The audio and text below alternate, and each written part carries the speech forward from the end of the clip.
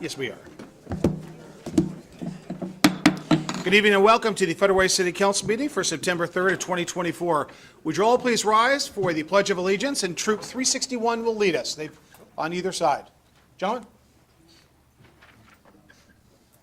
I pledge allegiance to the flag of the United States of America and to the republic for which it stands, one nation, under God, indivisible, with liberty and justice for all.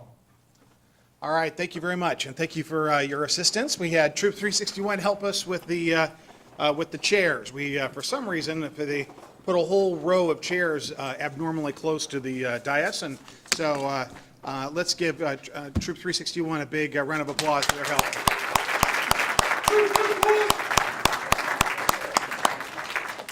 Always be prepared, right?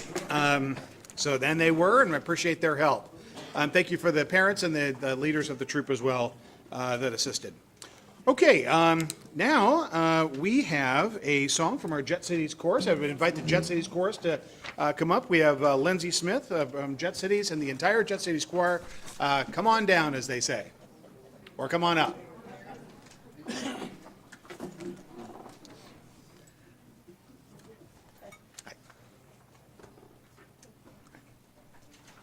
Going to work. Hello. Oh, yes, it's on. We brought our fans. Mayor Farrell and City Council members, you cannot imagine a more thrilled bunch of singers than the women that you see in front of you. We won our regional contest this year in May. 2 years ago, thanks to COVID, we were down to 25 singers, and now we're up to 40. So yay, that's really great. We have started rehearsing at the PAC, which is very fun for us, and we're planning to have 2 shows there in October. We'd like to do a number right now that we did that helped us earn our medals, all 3 of them. Everybody show them off. There you go. This is an old Connie Francis song from the movie Where the Boys Are. How many of you remember that? Okay. It's a fun, uplifting song that we've taken to heart, and it's directed by our assistant director, Michelle Kirkpatrick.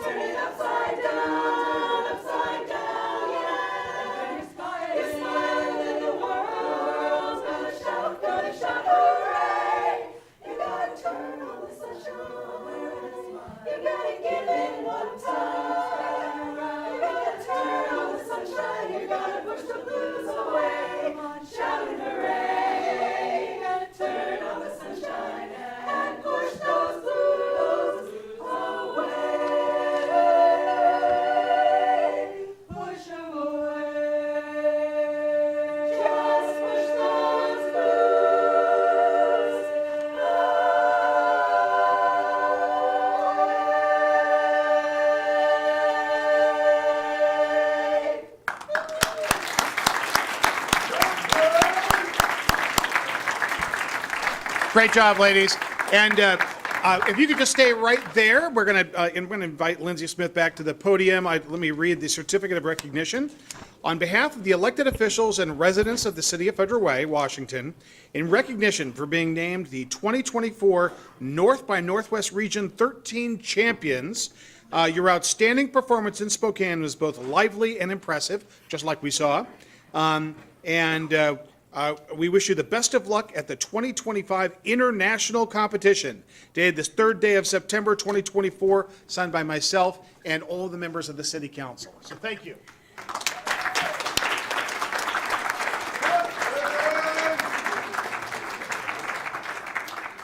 Thank you. Thank you. And then we're going to do a group picture when we get all that. Okay. Thank you.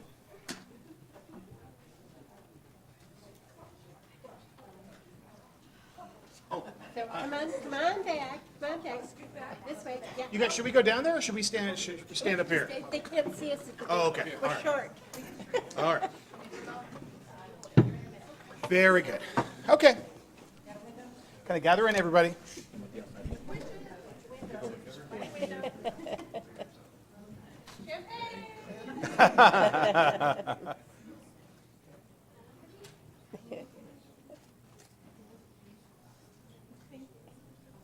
Great. Congratulations. Congratulations. Thank you very much. Thank you. Where's the international competition? Oh, okay. Columbus, Ohio. Exactly. That's right. Good job. Good job. Exactly. All right, you guys. Thank you so much.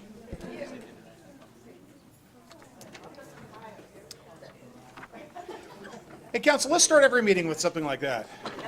We got the Scouts, we got some good singing. I think every time we have music before a meeting, it's a better meeting. I think you're right. Okay, let's see here.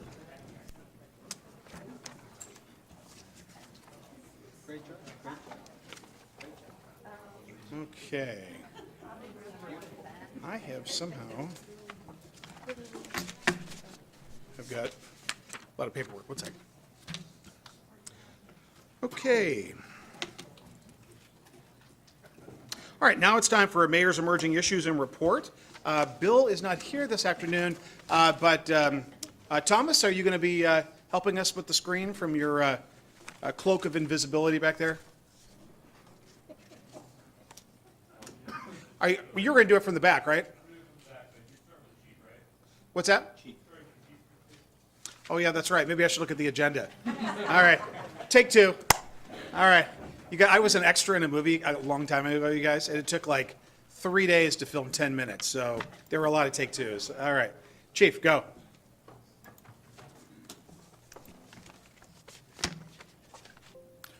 Good evening, Mayor Farrell, Council President Kochmar, members of the council. This evening, I'll be presenting the Public Safety Report for the first 7 months of 2024. I'll briefly talk about state crime stats, and then I'll jump right into the local crimes. I am going to focus a little bit more on the auto theft. Council President Kochmar asked me at the last council meeting if I would speak about that, the impact of reversing the pursuit law for law enforcement. Crimes in Washington, there were 376 murders in 2023.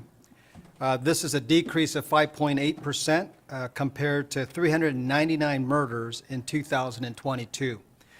2022 is a record high for the state of Washington since Washington has been keeping crime stats more than 40 years ago. So there was a slight decrease. In 2019, there were 201 murders statewide. So somewhere around 200 has been pretty consistent for a number of years. About 3.5 years ago, we saw a significant spike in crime. We're still feeling the impact today. In King County, there were 141 homicides in 2023. About half occurred in Seattle, and there were 147 homicides in 2022. In terms of crime stats, there is a difference between murder and homicide. Homicide numbers are hard to collect at the King County level, so we use the homicides. And sometimes they're justified homicides, so they're not actual murder, but it gives you a sense of where we're at. So there was a slight decrease from 22 to 23. In 2023, violent crime decreased by 5.5% versus 2022, and that's statewide. And then domestic violence makes up roughly half of all persons against crimes in the state of Washington. And domestic violence is one of our top 5 calls for service each month in Federal Way as well. Traffic deaths are way up, 743 in 2022. And then now that's a record number for last 20 years. And then in 23, 810 traffic fatalities statewide. That's a 33-year high. Juvenile violent felony filings in King County are up 57% in 2023 over 2022, and up significantly when you look at last 2 or 3 years.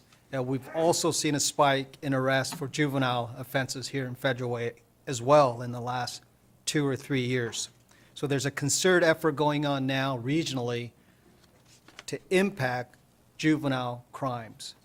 Many of the laws that were designed to protect juveniles from incarceration is having a factor of what we're seeing today. And we'll talk about that maybe a little more here later. So for Federal Way crime stats, when you look at January to July of 2023 versus 2024, we have an overall crime reduction of 10%. I will talk about some of these other crimes in charts and graphs that I'll show you in a minute. The main takeaway here is motor vehicle theft is down 47%, and that's what's really driving the 10% crime reduction. We also know there's a direct correlation of stolen vehicles versus and other violent crimes, such as purse snatchings, smash and grab burglaries, where you smash a vehicle into a building to access, robberies, carjackings. We're all seeing a reduction as a result of auto theft numbers dropping as well. Because stealing a vehicle gave you anonymity, and the criminals were stealing cars because they knew it was harder for the law enforcement to detect, identify, and arrest them. So it was just criminal basics 101. We could not pursue stolen vehicles prior to the law change on June 6th. And that reversal is showing significant crime reduction in Federal Way, and I believe it's happening in other places as well this year. Okay, so here's our total NYBIR numbers. Through July, we're at 4,855 crimes. If this trend continues, and crimes can vary for a variety of reasons, but we're looking at, maybe 10, 12, 13% reduction by end of the year if this trend continues, because we're seeing, 50% reduction in auto theft.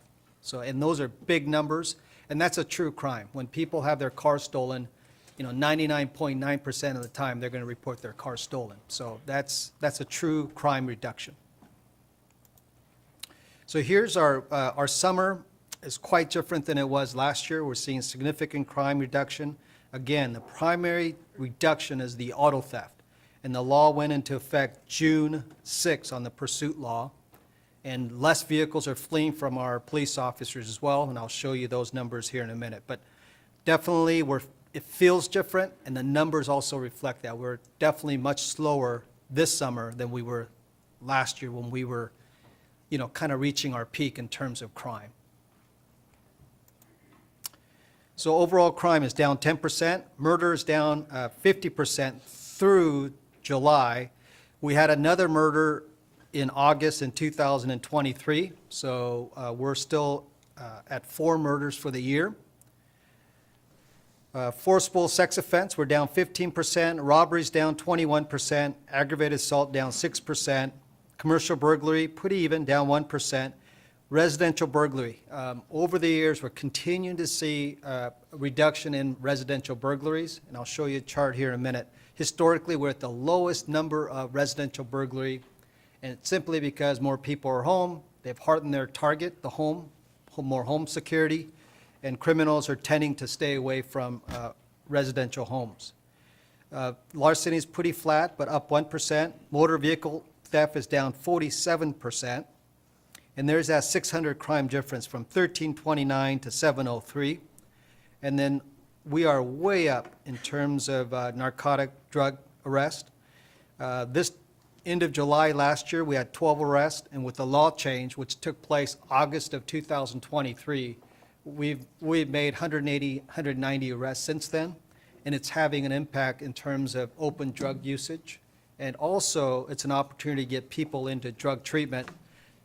This year, King County is actually seeing a reduction, about 15% reduction of drug overdose, King County-wide. And I have to believe that the change in the law is having a positive impact, getting some people off the street and into jail facility, criminal justice system, forcing some of them into treatment.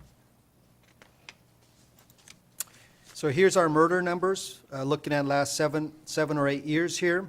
So we average, when you look at the 7-year average, we're almost at 6.8 murders on average. So we're below, maybe we're projected to be that number, but these are so unpredictable, homicides and murders. But so far this year, our last homicide was on April 4th. So virtually we had 4 murders in the first 3 months and 4 days. And since then, last 5 months, we haven't had a murder. And then here's our robbery numbers. This is 7-month numbers, but even if you double this, you're looking at, maybe 170. So we're looking at maybe 160, 70 reduction. Again, the change in the pursuit law is having a positive impact. There are just less stolen cars out there roaming around committing crime. We're nowhere where we need to be here in Federal Way or King County. There's still way too much crime, but it is a positive trend in terms of auto theft and some other crimes. Aggravated assault, 191. When you double it, 6 months, we're going to be real close to the previous year, probably a little less. And then here's our residential burglaries. In 2014, we reached our peak at 629 residential burglaries. We've steadily seen a decline. Again, residential burglaries, another true crime. When people have their home broken into, it's a major invasion, and 99.9% of the time, people are going to report their homes being broken into. So here, again, we're at 98 after 7 months. So we're going to probably have another record number in terms of having the lowest residential burglaries since the formation of our agency here in Federal Way. Here's our commercial burglaries. It's been steadily going up. We're seeing a slight decrease. Again, it'll be pretty close, but we're hopeful that we'll have a slight decrease at the end of the year. Auto theft, generally 25,000, 26,000 vehicles were stolen in Washington. We were still per capita one of the highest auto theft numbers nationwide when you look at it per capita. When the police can pursue for really any property crimes at all, even smash and grab burglaries where people drive vehicles into a building, we couldn't pursue. Our auto theft number just skyrocketed. It virtually doubled in span of a couple of years, 2.5 years or so. And then since the enactment of the Initiative 2113, that was June 6th of this year, obviously dramatic decrease, and I talked about the crimes that stolen vehicles are involved in. And then in vehicles fleeing from Federal Way officers. In 2020, we had 10 vehicles flee when a police officer turned on their lights. In 21, that's when the no pursuit for stolen vehicle went in effect, July 25th of 2021, we started seeing an increase. And then as the criminals really caught on that, wow, they really won't chase you, we had 431 vehicles flee from us. These are documented incidents where the officers documented. I know there are more than that, but I can only go with what's documented. And amazingly, same number. I had our staff double check it, but they said same number, 431. And now we're starting to see a decrease. As of August 23rd, we've had 264 vehicles flee from us. So if this trend continues, it'll be less than 431, and hopefully the numbers continue to drop. So here's our auto theft numbers. We were trending at 900, 800, 600, 765, and then the law went into effect July 25th of 2021. We started seeing an increase, saw a significant increase in 22, and then we peaked at 2006. After 7 months, we're at 703, and I just got the August crime stat numbers for August, and again, significant reduction in auto theft and other crimes. So we've had a really good summer in terms of crime, low numbers. And then here's our another way of looking at the numbers when it went into effect and no pursuit. And when the pursuit law went into effect, we're seeing a dramatic decrease in auto theft. Here's the vehicles that had fled from our officers. Again, downward trend now with the law change. These are month-to-month numbers for 2024, 7-month numbers for vehicles fleeing from our officers. And then another really public safety area is the drugs. The drug crisis is ravaging our region. And fortunately, the law changed in August of 2023, where it's a crime again to possess and use drugs like fentanyl, heroin. Basically, our state and state of Oregon legalized all drugs, possession, usage, and we saw a significant increase in drug has nexus to a lot of crimes, and people, organized crime saw Washington as a soft spot, and the drugs just started flowing in, and we saw a record number of people die. So in 2023, we had 1,338 people die from drug overdose in King County, and that was up from 1,001. So we're now starting to see a slight decrease. So in 2024, through August 6th, there are 702 drug overdose deaths. That's a decrease of 15% from the same period last year. And as I mentioned, I won't talk about it again, but decriminalizing drugs had an impact. We believe reversing the law now, we're starting to see some positive impact. Some people might say, well, it's the Narcan, it's that. But I have to believe when people are living on the street and they're under the influence of drugs and we're taking them into protective custody, whether they're transported to a jail or a hospital, gives them a better chance of survival. Sometimes people that are addicted, they'll even die in jail facility. I have to believe the numbers are much less, but they're unable to recover when they're cut off from these very potent drugs. Fentanyl is the leading cause of death when it comes to drugs. You see the spike here. And here's a drug over death here in Federal Way. 21, we had 14, 22, 14, 23, 18, and year to date we've had 5 drug overdose deaths in Federal Way. We're hoping for a lower number than 23. Here's a drug arrest. Since the law went into effect, it was practically impossible for officers to make an arrest because you had to give 2 warnings, and third one you could make an arrest. There was no database. It was difficult. But since the law changed, it's been a priority for Federal Way to make a positive difference, do our part, and you can see the number of arrests going up. So every month we've been making arrests for drug charges. And you see less open drug usage today because they know that there's enforcement. Here's the drug law. Let's see, 184 arrests as of August 16, 2023, here in Federal Way. We also, council's desire to enforce shopping carts. We also enforce that. I know last month we issued 19 infractions for shopping cart violations. So there's less shopping cart theft occurring in our community. You see more unhoused folks using wagons and stuff. If they've been here long enough, they know that we take enforcement on that. Traffic collisions, pretty flat from last year to this year. And then year to date through July, we've had 4 fatality collisions. In 2023, we've had 10.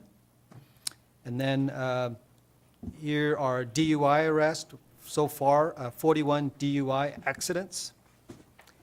Next number below here is hit and runs, car versus ped, car versus bicycle.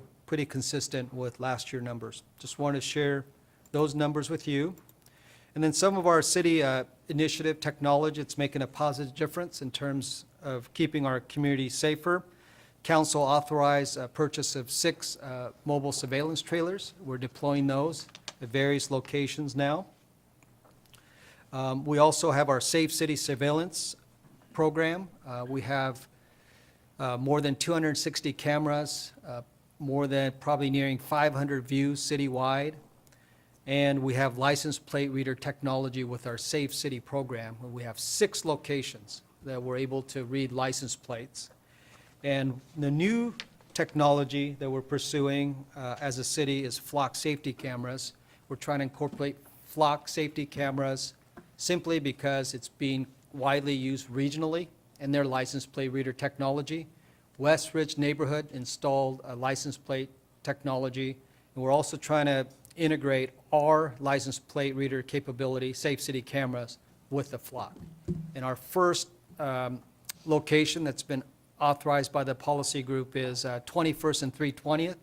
We're still working with our IT flock to install our first flock camera system at 21st and 320th. And they're a great tool for solving crimes because they record license plates. So when we have an incident, we're able to go back and retrieve. And then we also have 4 patrol vehicles with automated license plate reader technology. So we're using science, really. We're not randomly trying to stop cars and trying to locate stolen vehicles. This technology will read thousands and thousands of license plate on a given shift. So if you're just driving down Pack Highway, it's going to alert you when a stolen car goes by. And that's how we, apprehend auto thieves. So we're not driving around blind. We're using technology to help assist us. We've been doing this for a number of years. One of the things you'll have a hard time finding is graffiti abatement program. The mayor is really serious about this. We talk about this weekly at management team. We have to provide reports, and you'll be hard pressed to find graffiti in Federal Way. We just don't tolerate it. So I think that's good in the sense of people feeling good and safe, that we just don't allow it. And if you just stay on top of it, we're finding as a city that we can stay on top of it before it gets out of hand. And we'll even get out on I-5 and cover it up. We don't want graffiti even when people are driving through Federal Way. And then illegal encampment initiative, we've been doing this for a number of years. I think we're way ahead of other communities. When we have complaints from businesses or residential area, we take steps to remove illegal encampments in our city. I think it's been a good partnership. It also enhances public safety, and we do it in a compassionate way of trying to find housing. What we learned is that there's, when you go to Union Gospel Mission, they generally have a bed for individuals who are unhoused, but we're finding on the streets when we offer that, they really don't want any place where they want, no barrier facilities, not where there's, conditions. So that's been a challenge because this drug is so addictive. People are just willing to live in the woods, live on the streets to access these drugs. So it is a major crisis, but I think it's something that we've done well as a city overall. No system is perfect, but I think we're way ahead of other communities. We have communities like Stand Up Federal Way supporting us, Policy Group. And so if we don't do it, the level of complaint that we would get from the business community would be pretty significant. So we're doing the best we can there. What's next for us? Every legislative session or even locally, public safety-centric balanced solutions to provide tools to provide justice for victims. The numbers I present to you, they're victims. Auto theft are people that can least afford to have their car stolen. And the reversal in the law with pursuit law, the drug law, is having some positive impact. Just to give you an idea, law enforcement not being able to pursue stolen vehicles or any property crime, we were the only state in the nation who enacted that law. And far as decriminalizing all drugs, it was only Washington and Oregon. And other states took note. And that's not the direction any state's going to go, because what happened here was not a good outcome by legalizing all drugs and telling police you can't pursue. That didn't go so well. Support for adequate staffing for safer and more supportive response. We have the lowest number of officers in this state per capita than any other state in the nation. And there was a mass exodus of police officers in the last 2, 3, 4 years, and we're trying to build back up when you look at statewide. We used to get a ton of lateral officers from out of state. We're just not seeing them anymore right now. So we're hoping to reverse that trend at some point. There's few coming in, but just not the rate that we used to have, experienced officers. These problems have solutions. They require leadership, resource, and consequences for criminal behavior. I think we do a lot of things good to support our community and individuals. What's lacking is accountability and consequence when you commit a crime. So I think we could do a better job there as a state, as a region. And I'm open to any questions you might have. That's my last slide. Council President? Thank you very much. That's pretty much what I suspected, that the numbers were going down. There's nothing worse than when your home is invaded, when your business is invaded, when your car is stolen and you can't get to work and you only have one car. And usually it affects our citizens emotionally as much as financially. And so it's thank heavens we're going in a better direction. We need to take care of our residents, but we don't need to be inviting other people here to come because they think they can live in the woods and have a party. It's just not going to happen. So need to be proud of where we live and proud of taking care of each other. And so I think graffiti abatement is a big part. But, you know, some of these drugs, thank you, were very good with all of the things that you talked about. Some of these drugs like fentanyl and tranq, it is so powerful. They're just not going to get help until they're forced. And we just need to understand that they need help. And just housing them isn't going to do the trick. So thank you very much, Chief, for your wonderful presentation. Thank you, Council President. Councilmember Honda? Thank you. Thank you, Chief. So on the drug and narcotic offenses, which went from 12 to 165, were those citations or arrests? Both. When you said that you take people either to jail or to treatment, where do you take them for treatment? The emergency room. Yeah, if they haven't committed a crime, they're unable to take care of themselves, unhoused, generally speaking, we're going to take them to St. Francis Hospital where they get triaged there and potentially on hold, or, you know, so that's where we go. There's kind of limited to where we can directly take them. So I think the state could do a better job facilitating that, but that's really our main resource. If there's a crime, then we take them to a jail facility. So when they go to the ER, is there any follow-up from us as to if they got into treatment or if they were just released back to the streets? Generally not. I would tell you a significant number of the individuals are released right back into the community. As to the illegal camps around town, how many do we have now that you know of? You know, little occupation camps will pop up here and there, but and then we have some RVs. We have some hot spots, but I can say that we don't have any large illegal encampments in the wooded area. And known problem areas, our special operations unit officers are checking those. And we quite often work with code enforcement if it's on private property. It's work in progress. I would tell you that's the best I could put it, because sometimes you'll get a new influx of people coming in with a robust public transportation and our Pacific Highway going right through our city. So we have new folks coming in and sometimes setting up, at a particular location, but we're always working to make sure that we're enforcing the pedestrian interference ordinance. If they're trespassing on business property and the business owner doesn't want them there, we're having to find that balance of, we can't you can't be here. So, again, you know, there's some resources out there, and like I said, if it's, I had Union Gospel Mission, it's been a while, but they've been at our command staff meeting saying, hey, we have capacity. If you can find people that want to come, you know, send them our way. But like I said, on the streets, 99% of the time or more, people are just refusing any help. Thank you. All right, Councilor McDaniel? Yeah, I'm going to follow up on her question about the ER and treatment. First of all, I do not consider ER a treatment. I understand it's what we're stuck with.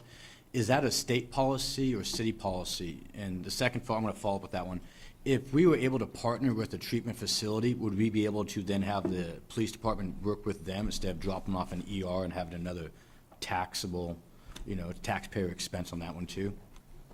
Yeah, in terms of if they're unable to take care of themselves or they're a danger to themselves, we have the authority as law enforcement to take them into protective custody. But our general resource is, you know, emergency room. That's where we go. And a lot of times at the emergency, what I'm hearing is that they may have someone to assist, but it's a capacity issue. There's nowhere for them to send. And sometimes they wonder, why are you bringing them here? But that's really the only place that, in general, I've heard of maybe something was going to open up in 5 or, you know, but right now in our operation, our practice, there is no facility, state facility or regional facility we can really take other than emergency room. Well, these are people in crisis, well, like a medical crisis, right? Sure, it could be, yeah, mental crisis or No, drug he's induced. used- The word treatment was used, so when I hear treatment, I automatically think addiction of some kind, so. Right. Yeah, we're talking more like a psychiatric hold or something like that, or somebody's physically or mentally out of it, or? They go to the emergency room. Yep. And we quite often use, you know, TriMed ambulance services. Fire department quite often responds with us and provide that initial, you know, treatment, what have you. But generally speaking, we don't do the transports. Try to use ambulance to take them there. All right, thank you. Okay, all right, Councilor Duffy. Yeah, Chief, I had one question. On one of your slides, you listed all the numbers of crimes and how they dropped and changed, and then at the very bottom, you had juvenile crimes, and it was just a percentage. And we've had many citizens come and talk about the juvenile jails being closed and changed.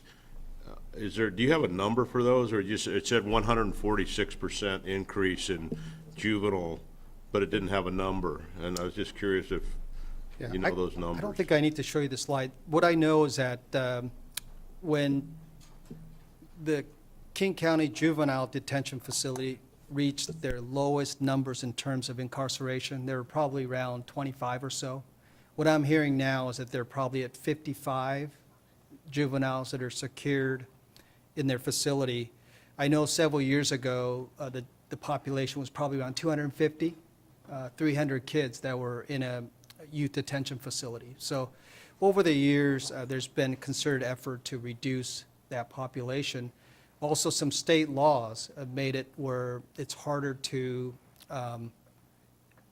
lock up juveniles for crimes. For example, a juvenile could be in possession of a gun. It would take their 5th offense for them to get any serious jail time, because the first 4 offenses, the maximum jail sentence that they can get is 30 days. So that's the sentencing, you know, guideline. So first 4 offenses, I mean, it's like 5th one, you could get real jail time, but quite often by that time, something really bad happens when you got a juvenile running around with a gun. So these very laws that are to protect juveniles, in fact, has made it worse. We got more juveniles getting shot, killed, because the lack of consequence and accountability, in my humble opinion, doing this job for so many years. You know, most people are law-abiding. You just get that 1/10 of 1%. And when you don't have consequences, and they realize, because a long time ago we used to hear they used to use females to carry the weapons and drugs because cops were less likely to search, you know, juvenile females. They would be in possession of guns. So we've seen a peak. So we're seeing an increase in juvenile arrests. It's not federal age. It's all over. That explains why King County Prosecutor's Office prosecution of juveniles is significantly up, and juvenile crime is way up. So now, regionally, how do we bring that down. And my simple answer is, we can't get all the right stakeholders to agree how we're going to do this, but in my humble opinion, we need more consequences and accountability, period. Just like with auto theft, when there's belief that if you steal a car, the cops are going to now chase you, charge you with the looting, charge you with other crimes. It's like criminals go, well, I'm not going to drive around middle of the night with a stolen car. I don't want to go to jail for that. So that crime's down. You know, are they committing other crimes? Sure, but it brought some calmness. It's a fair play because criminals had the upper hand against victims. You can steal a car, and only people that can intervene are the police. Yet we were told, don't do that. Well, that was pretty obvious what was going to happen. All right. Thank you very much, Chief. Now let's move on to the back to the school safety.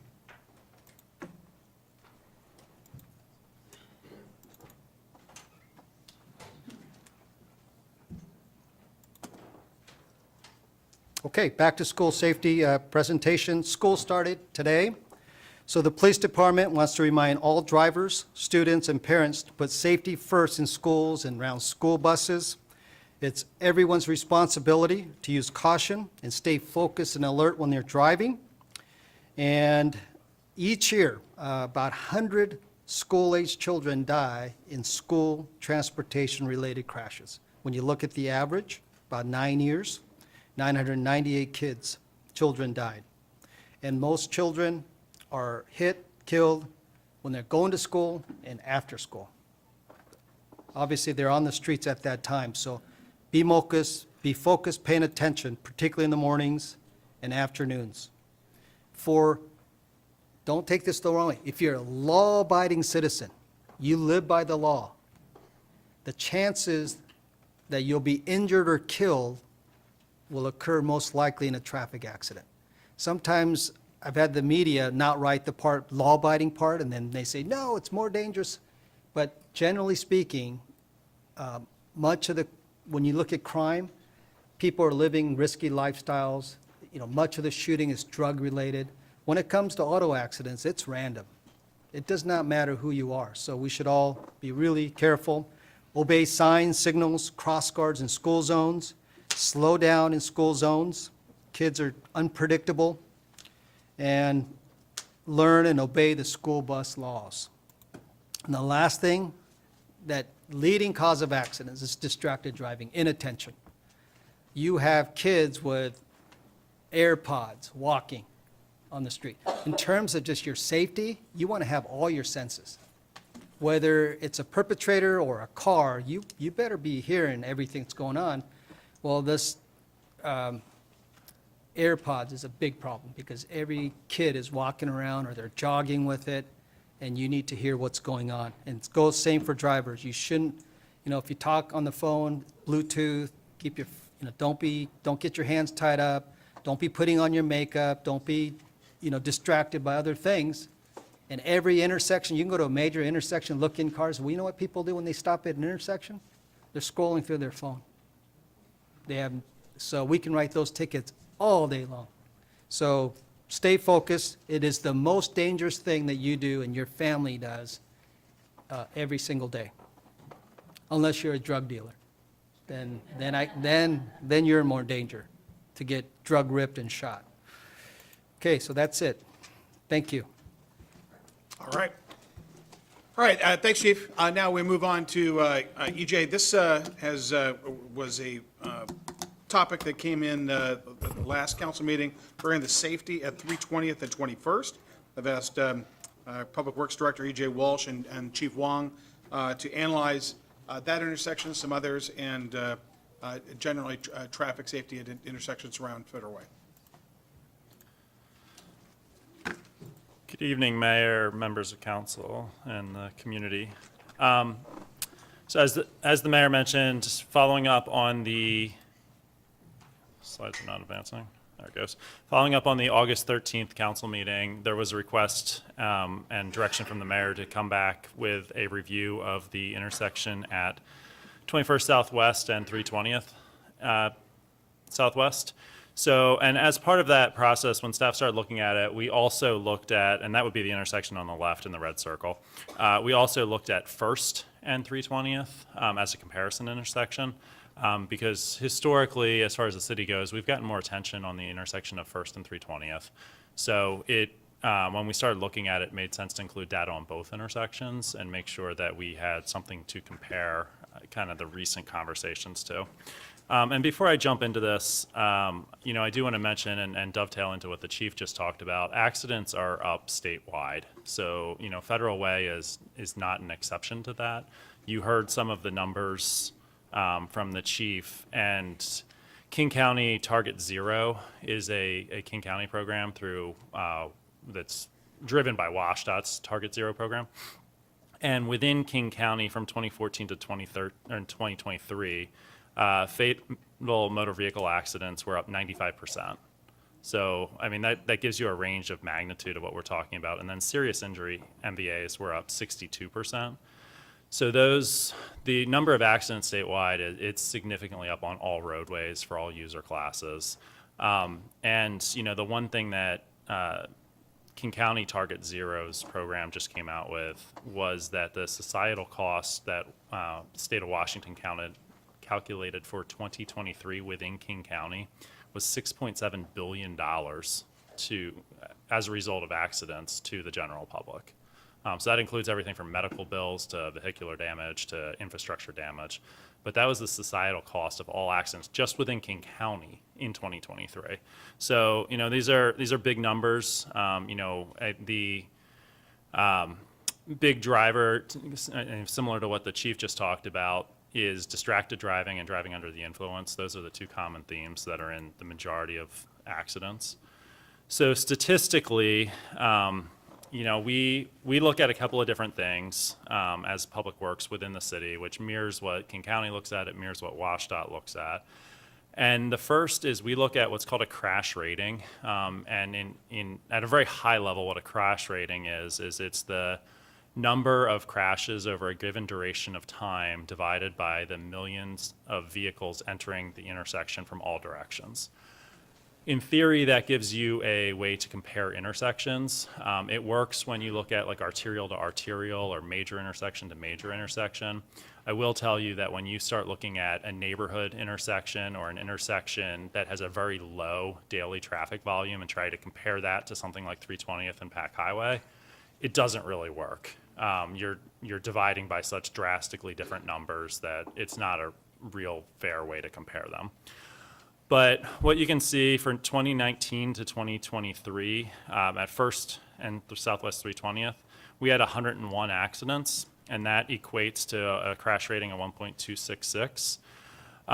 In 2018, and we used 2018 in the city's history was actually the highest traffic volumes we saw pre-COVID. We are getting close to being back to those numbers, but as a society, in King County and as well as within the city, we are not back to 2018 traffic numbers on our roadways yet. That in 2018, we were, for that same intersection, at 1.159. So you can see the crash rating's a little bit lower in 2018 than it was in 2023, or the duration afterwards. For 21st Avenue and Southwest 320th, you can see the crash rating in 2023 is a little bit higher at 1.27. It's above First and 320th, but it was lower in 2018. So the number of crashes have, increased slightly from there. When we look at it, the big difference in that is the number of vehicles that are going through that intersection. That's the significant change. In numerical terms, you can see on the screen, there were 74 accidents in that same duration. So there's actually less accidents, but simply because there's less vehicles going through the intersection, it actually has a slightly higher rating. To compare that citywide, in 2018, our crash MEV was 0.473 for all intersections citywide. In 2023, it was 0.97. So for argument's sake, that's rounding numbers, we can say the accident rate effectively doubled citywide. And again, some of that is back to the conversation of there's not as many cars on the road. And, you're dividing by different numbers. But, you can see on this slide, part of that is also there are more accidents. And it goes back to, that is a trend statewide. That is a trend that we are seeing as people are driving more aggressively, frankly. You know, we see a lot more accidents on red lights. So the other thing we do is we look at intersections on the left-hand side. The two slides that you see are called crash diagrams.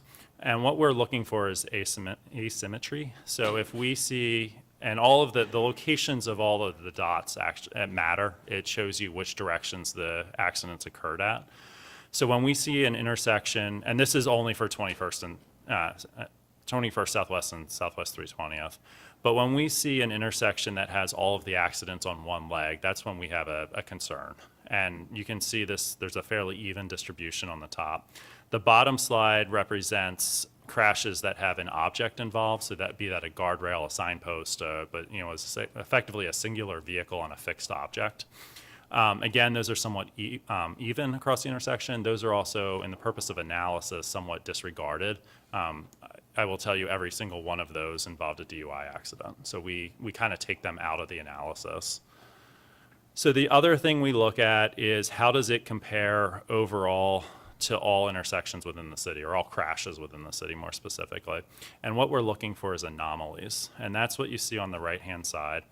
So you can see the very first category is side swipes, and you can see proportionally it's not that different for this intersection versus the city holistically. And you can go through each category, and the one that I will tell you we actually expected to be higher was the rear end collision.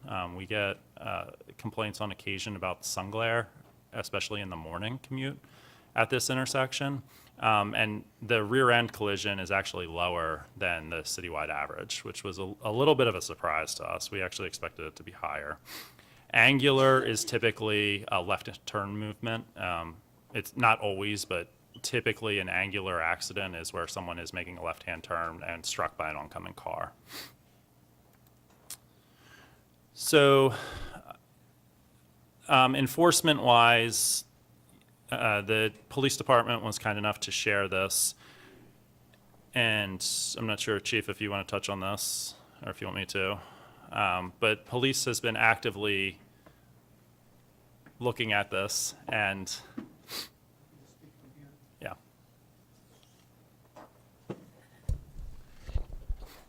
What you're looking at here is if you're looking at from Hoyt Road to 30th Avenue, our officers this year have written 166 traffic tickets, primarily for speeding. And then from 21st Avenue Southwest to 29th Avenue Southwest, our officers wrote, primarily our traffic officers, 106 traffic tickets.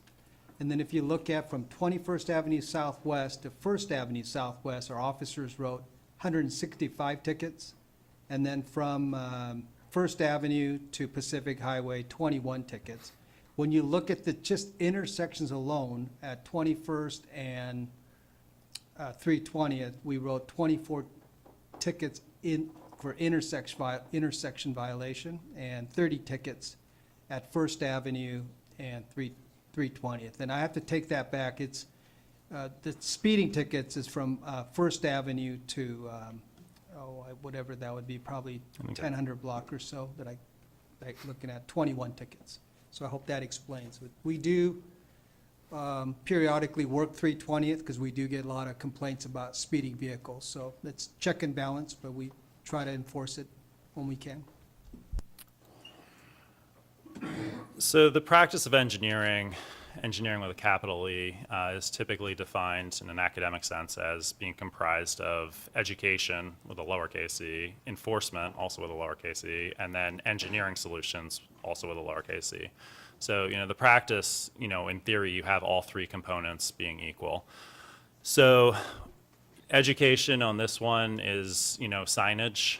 We have a lot of signage out at this intersection, and we're here having this conversation. So additional education to the general traveling public is probably not a super effective solution for this one. So jumping to engineering, we did hear this recommendation that was brought up with us. as far as one potential solution is to remove the actual traffic signal and change it to a roundabout similar to the one that is, or the two that are on Weyerhaeuser, was a specific request.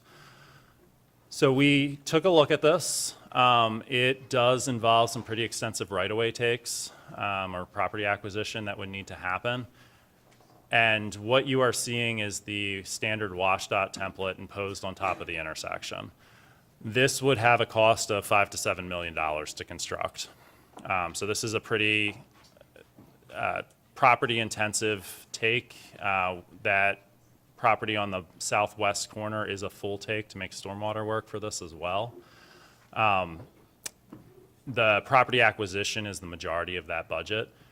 You know, at where we are seeing the intersections and the traffic and the accident rates, this would not be something as a first course of action that I would recommend. You know, if we're going to look at an improvement like this, we frankly have more dangerous intersections in the city. We should probably talk about prioritizing over this one. The second option that we looked at is more of the enforcement option. So red light photo enforcement. We also heard this as a recommendation from the community, so adding this to all four legs. We first played with this as a city at PAC and 320th and 348th and Enchanted. PAC and 320th, very specifically, we saw a very significant reduction in accidents. That was the #1 ranked intersection as far as danger goes in the city in 2007, prior to this being put in. 2008, the red light photo was installed at that intersection, and the number of accidents drastically decreased. That being said, this is a rather draconian approach as well. I mean, this, you know, beyond hitting people's pocketbooks, this, you know, it's a pretty extreme measure.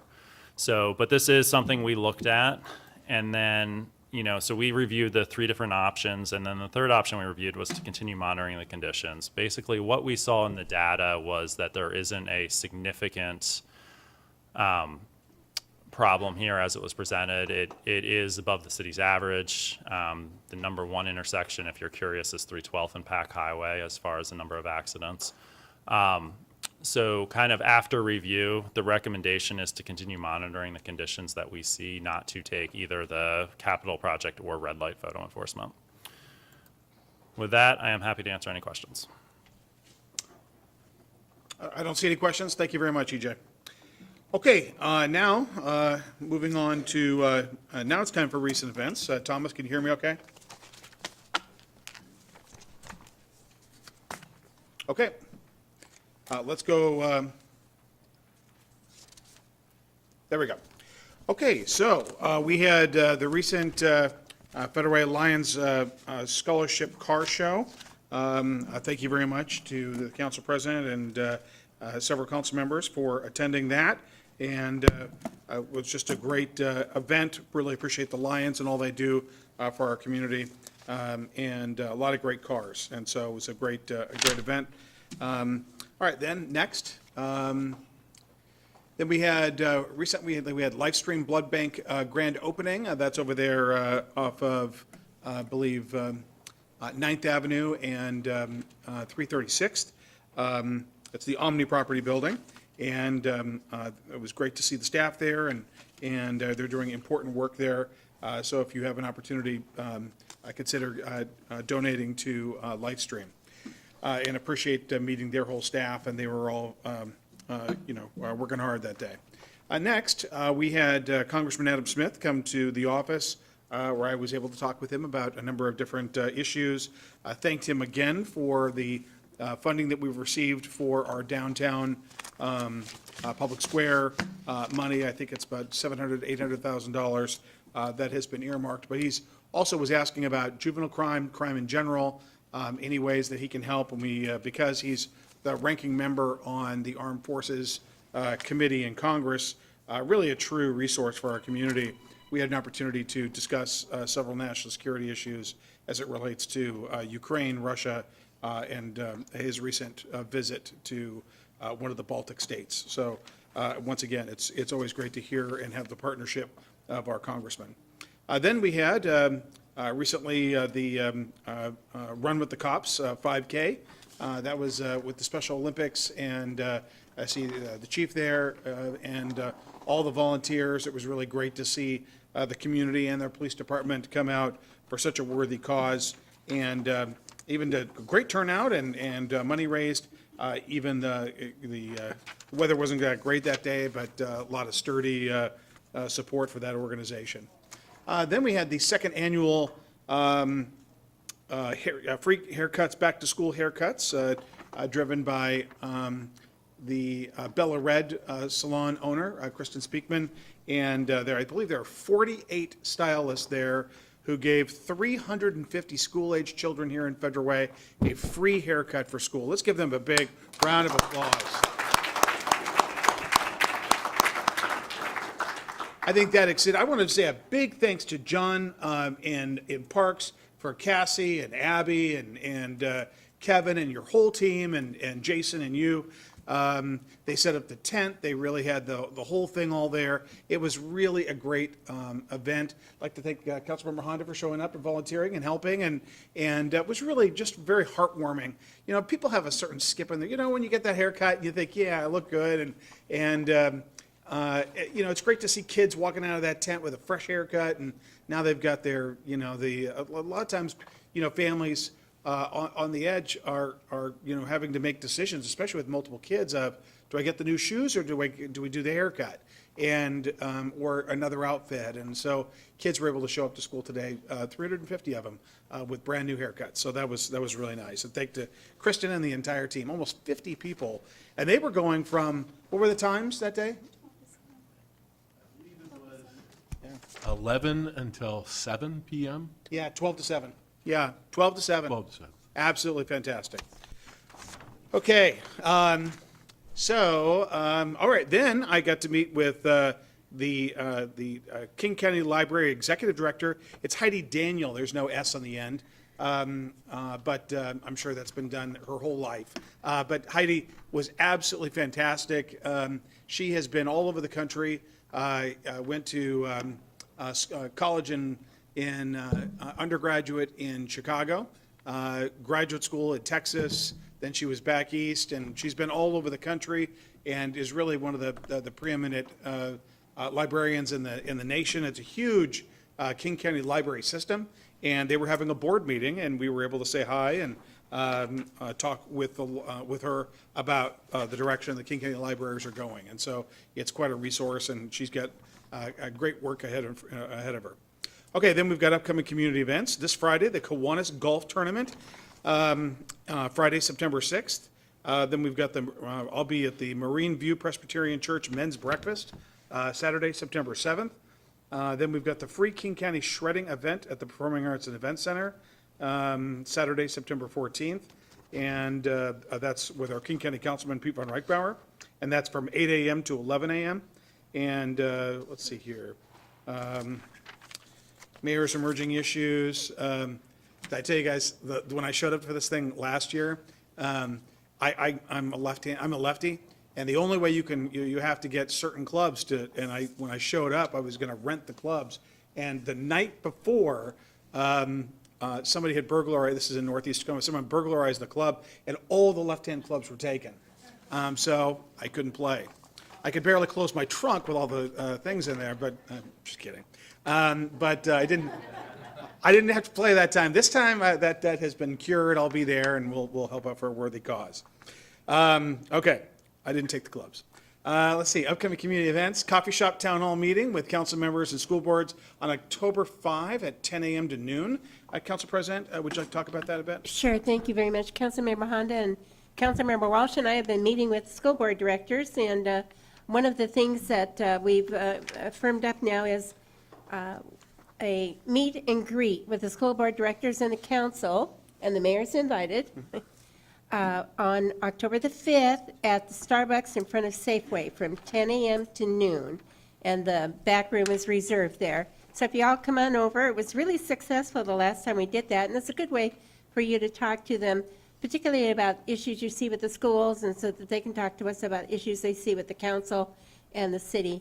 And so I'd like to thank Honda and Walsh for working with me on that. Another issue that we're trying to narrow down, because there's so many issues we could work on, But one other issue we're talking about is possibly trying to see if we can get the mayor and John Hutton Parks to see if we couldn't have one day a month, possibly on a Sunday, where we could have families come and swim for free at the community center. So if you wouldn't keep that on your agenda, Mayor, we're going to be harassing you about that one. But I'd like to have families so that you can come and swim for free.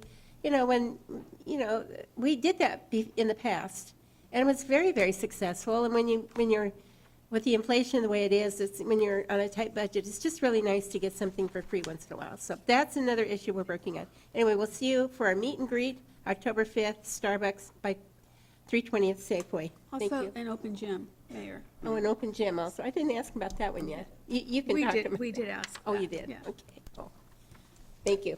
All right. Considered under review. All right. Mayor's emerging issue, we got the upcoming community events. We've got the financial resiliency classes and resume building on September 26th to November 21st. If you have any interest in that, take a look at our website, contact our office, and we can point you in the right direction. Next, we've got the free South King Tool Library Public Works Recycling event on September 14th. Then we've got Integrity Life Church is having their 16th anniversary on September 15th. We've got, we talked about, let's see here. Oh, then we've got the, I want to say a big thank you to Diversity Commission and Allison Fine for the Federal Community Festival. They just did a phenomenal job. Did Allison make it? Sadia, can you, we've got Sadia Abdullah, the chair of our Diversity Commission. They did, and you and your entire commission, Sadia, did a phenomenal job. When I rolled up, I couldn't believe the sea of tents and people. Would you like to give us a report on that? Absolutely. First of all, thank you all for coming out to the community festival. It took us about 9 months to plan, and Allison Fine at the time was commissioner and was very instrumental in getting that done. But I cannot omit city staff and Abby and Cassie over the Federal Community Center. Did an awesome, awesome job. We had about 60 different vendors that signed up. We had 4 food trucks. We had everyone from dancers and singers. But the most important thing is these were folks from Federal Way, right? And so what we realized is that we still didn't have enough. People came down, we didn't advertise enough as much as we sent out. We need to advertise a little bit more for next year. Folks down at Shag, they came, all of our seniors came down. What's going on? We want to have a good time. We were able to give out about $1,500 of free food for individuals. And ultimately, we just had a good time. There was a lot of dancing and singing. Curves, shout out to Curves. They were able to get everybody up and moving. And so I just want to say thank you for those of you all that were able to attend from the council. And thank you for the community members that were able to come. It was a time for us to just simply be in community. The food trucks were good too. Yes. Yes. Who knew hot dogs and cheese Yeah. was like a thing? That was Yeah. absolutely, who knew? Yeah. It was amazing. I had the garlic chicken, but with the truck next door. But and didn't the parks people just do a great job? Absolutely. I also just want to point out the fire department. There were individuals that, it was a little bit of a warm day, so a couple people passed out. The fire department, the community showed up first, and then we're like, oh yeah, you all are the professionals, and let them come in and help. Even in terms of, the dry land, there was somebody threw out a cigarette. It was community that got on top of that immediately and put that out and called the fire department later. Oh yeah, you might want to handle that. So community is the most important thing. I think we spend a lot of time, especially in this chamber, sort of going at one another about one issue or another. Do we put a roundabout here? Do we, what do we do about geese? But that was a day that was about for us to come together. That was a day for us to enjoy some good food, good music, and just simply hang out for the last couple of days of summer.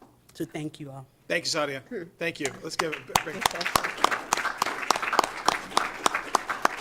We call our Parks Department the Good News Department, and once again, would you say a big thank you to Cassie and Abby and your whole crew? That was absolutely fantastic. And did I mention that when we had Kids Day, you guys found a great corn dog vendor? So that was next level. Near and dear to my heart. Okay. Okay, now we are on to the most important part of the evening, which is public comment. People have 3 minutes unless they're speaking for more than 5 that are present and that are listed.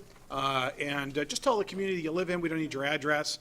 And so I'll call them out, and then we've got quite a number here. So if you could I'll call off a few people, and then if you could sort of queue up in the back.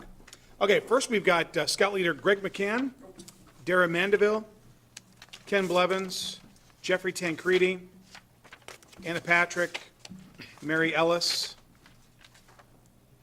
Okay, that's for now. All right, sir? Thank you, Mayor. Thank you, council members. Greg McCann, 28-year resident of Federal Way. First, it was great to see Jet City's chorus here for 2 reasons. One, they're practicing and performing at the PAC now, which I think is meeting a great part of the PAC's mission to the community. Most importantly, my wife is a member of Jet Cities. Yay. So I'm also an assistant scoutmaster for BSA Troop 361. Folks here tonight, meeting at the Steel Lake Highline Grange here in Federal Way. The scouts tonight are here to work on their communications merit badges, citizenship in the community merit badges, and first-class rank advancement. So I want to thank the city and the Parks Department in particular for its great support of scouting with both Girl Scout Gold and Silver Awards and projects and Boy Scout Eagle projects. I have one Girl Scout who's now graduated and off to college, and a future Eagle Scout sitting out there in the audience. Your support helps us with our goals of developing young folks to become future business and community leaders, and really, really do appreciate your steadfast support. And I want to offer special thanks to Councilmember Susan Honda, who's been a charter organization representative for Scouting for quite a number of years. So again, thanks to you all for your steadfast support of Scouting. We do appreciate it and the difference it makes in our community. Thank you. Thanks, Greg. Okay, Dara Mandeville. Good evening, Mayor and Council.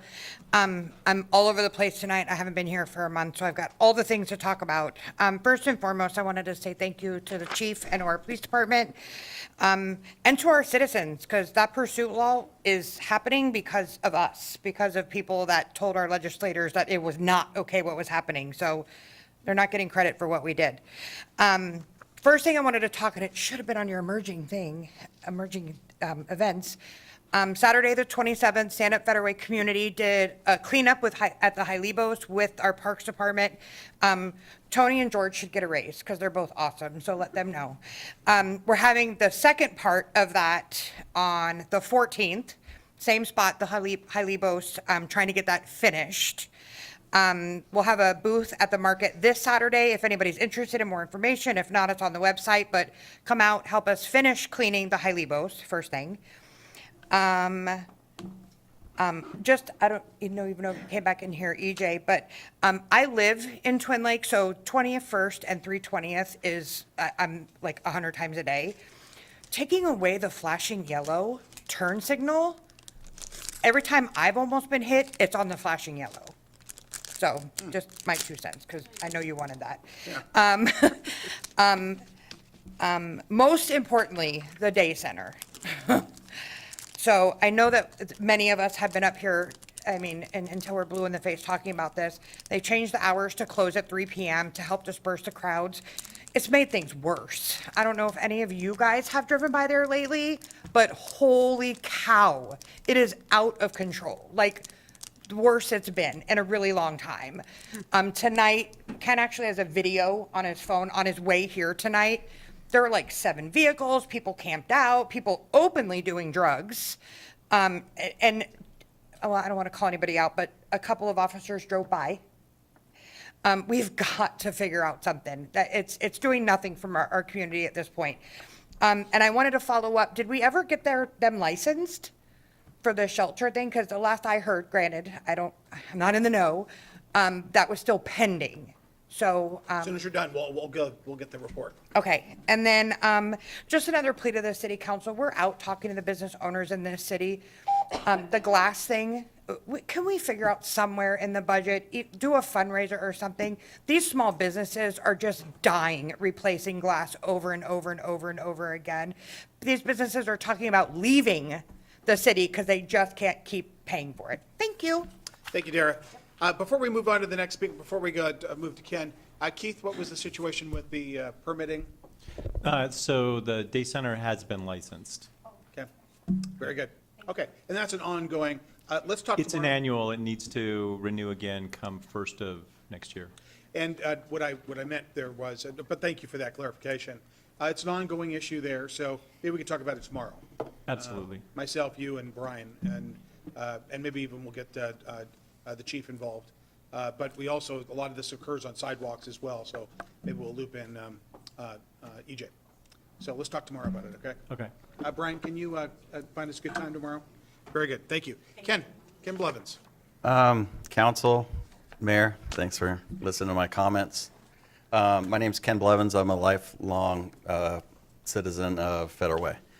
I wanted to talk about the day center today, and she's always stealing my thunder.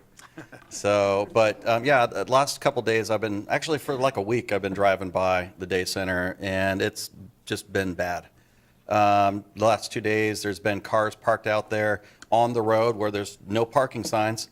And I know there's police officers driving by this. It just needs to be a priority. Like I think Chief said, is that if you just keep up on it, as they try to camp out, then they're gone. And then if you keep on doing that, if you park a cop there, or park even a cop car where there's a non-parking there, besides cop cars, you can just say that on the sign, I don't know.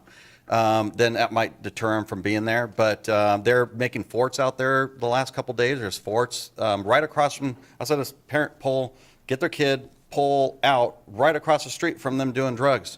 And I don't know why we can't stop that. I saw 2 police officers on motorcycles that came from here when I'm coming here, and they went next door but didn't stop in there. So, I mean, I just stop and enforce it. There are at least 10 carts there. So if you guys want to get a bonus, let's start giving bonuses for carts. They can get them there. So that's a good place for them. We really just, if we could just make this a priority, I honestly think that day center tracks homeless drug addicts from other cities. They tell them to come here, and then they go there, and then they can't tell them to do anything. So it's not like we're helping homeless drug addicts that live here. It's them, they're coming here, going there, and then they take off or leave the city or whatever. They cause trouble in the city, and maybe our police department does a good job of maybe shooing them away at that point. But I would say I would love to not fund the day center for sure. I hope the council, you guys are doing your budget right now. I'd take that right out and maybe give it to the Jet City Choir, and maybe we can fund them, send them all over the United States or something. I don't know. But we should not be funding this. These guys are not working. They're closing early. It's a mess for those everybody there. Again, it's just an attraction. We can't attract this stuff because we don't have the services for it. Even when they have the day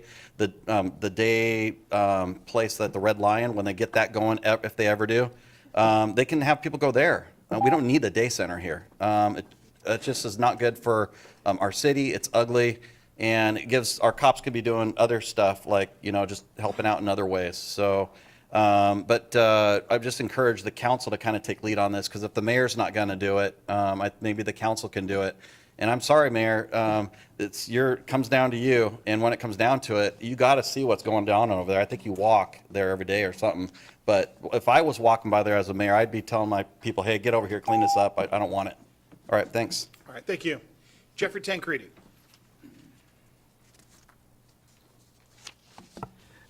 Good evening, Mayor, Council President Coach Mark, council members, good evening.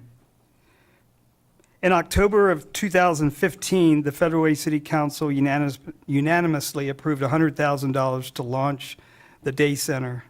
The Day Center provides basic services to the homeless drug addicts, such as laundry, receiving mail, and some health care.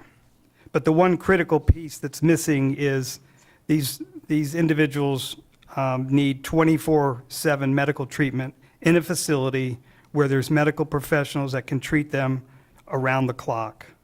Instead, this vulnerable population roams around Federal Way, camping illegally under and up against many businesses nearby and up and down Pack Highway. They sleep up against businesses, leaving their trash and belongings as they roam all throughout the city. They loiter, steal, trespass, vandalize, break windows of hardworking business owners. How do I know? Because I've talked to, I can't tell you how many, over 100 business owners multiple times. And they've told me all these different stories. Mayor, respectfully, it's time to close the day center. The experiment did not work. I don't know who funds the day center, but it's time to close it down. It is a magnet, and it draws more and more homeless drug addicts to our city. It makes our city less safe and less appealing. The day center is a Band-Aid approach at best, but it doesn't solve the underlying problem, mental health and drug addiction. The day center attracts more problems than it solves. The day center is across the street from a daycare center and Section 8 housing, not to mention the businesses nearby that are mostly run by immigrants. Recently, I've talked to Korean Palace Spa, Bucky's Auto Shop, Hot Yoga, East Wind, there's too many to name. Valley City's Behavioral Health, right across the street, they go there and they camp out all the time. And if the police come and they get them out, they come right back or they go to another place. Korean Barbecue and Grill near the Pack, Korean Palace Spa near the Pack, East Wind Hotel, Hot Yoga over there by the Pack, had all their windows shattered. It's just bad. These folks need help. They need to be in a facility where they can get 24-hour treatment all the time. Behind Joann's Fabrics up on the high ground, it's just everywhere. Our cities, our businesses are suffering, especially the ones on Pack Highway. So let's give them some relief. Thanks for letting me speak. All right, thank you. Anna Patrick. Evening, Mayor and Council.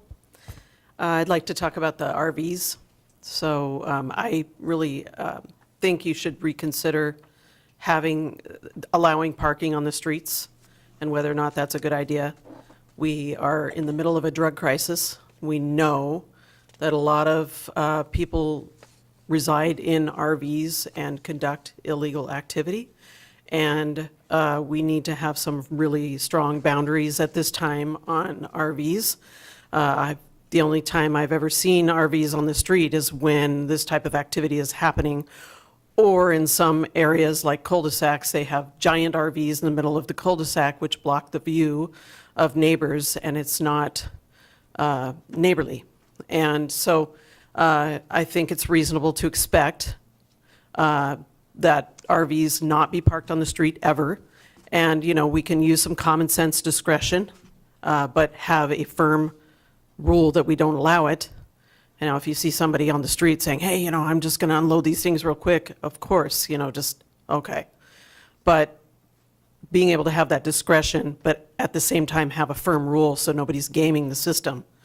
And so I just ask you to reconsider that part of the ordinance. I can tell you also that one of the problems with parking, even for a short time on the street, is that a lot of neighborhoods have very narrow streets now that we can only drive through. Just a little street. Everybody's driving down the middle of the street now because we've got parking on both sides, and the visibility is really diminished now.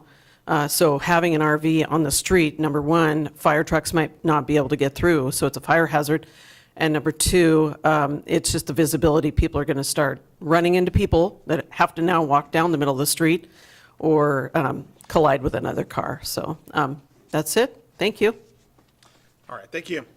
All right, Mary Ellis and Jerry Knudsen.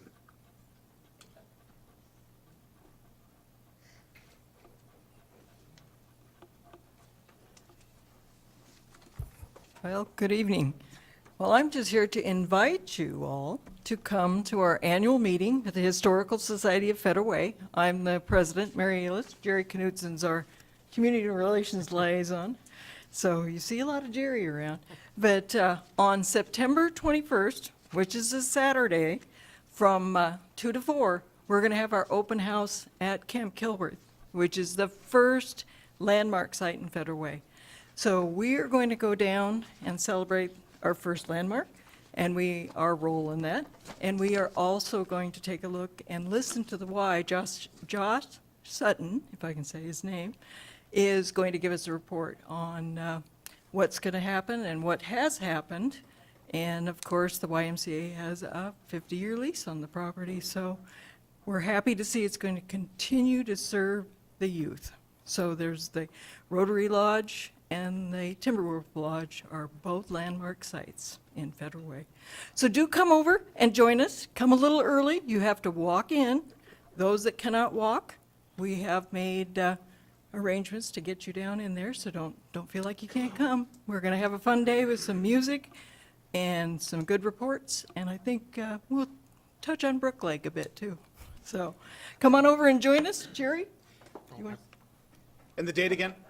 It is September 21st, and it's from 2 to 4, so show up about 1:30 if you need a ride. And we'll have refreshments and all for you, so come over and see what the Y has done and what their plans are for the site as well. And it'll continue to serve the community long after we're gone. So, thanks.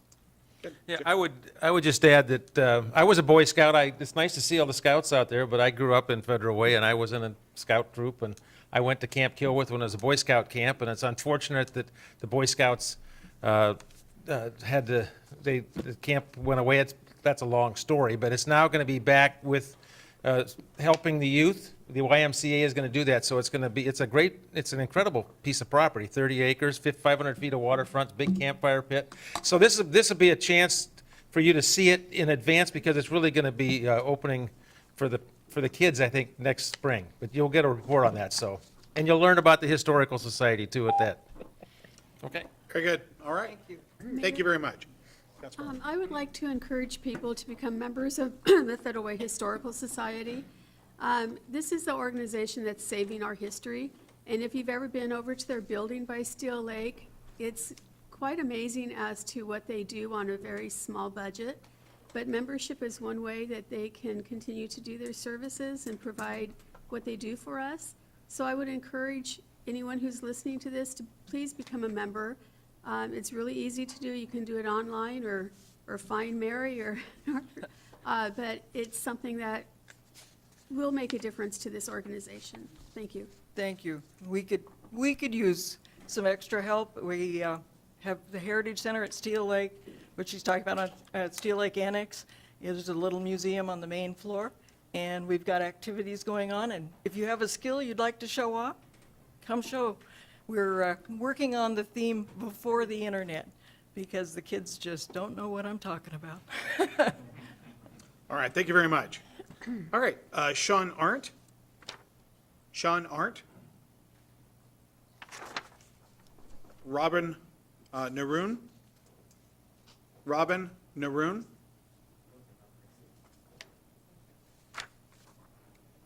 Malepili Simafua. Yeah. Malepili, what's that? Yeah. Malepili Simafua. Steve Davis. Steve Davis. Bryson Fico.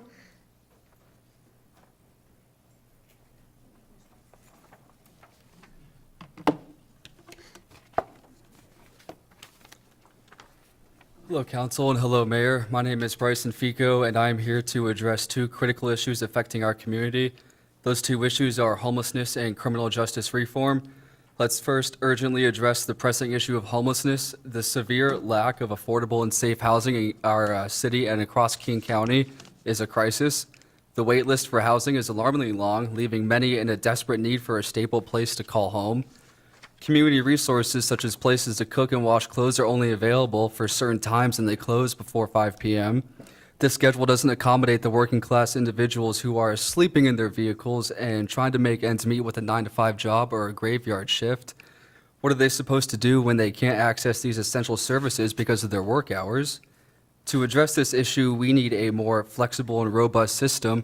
I urge King County to allocate more funding and resources to these programs.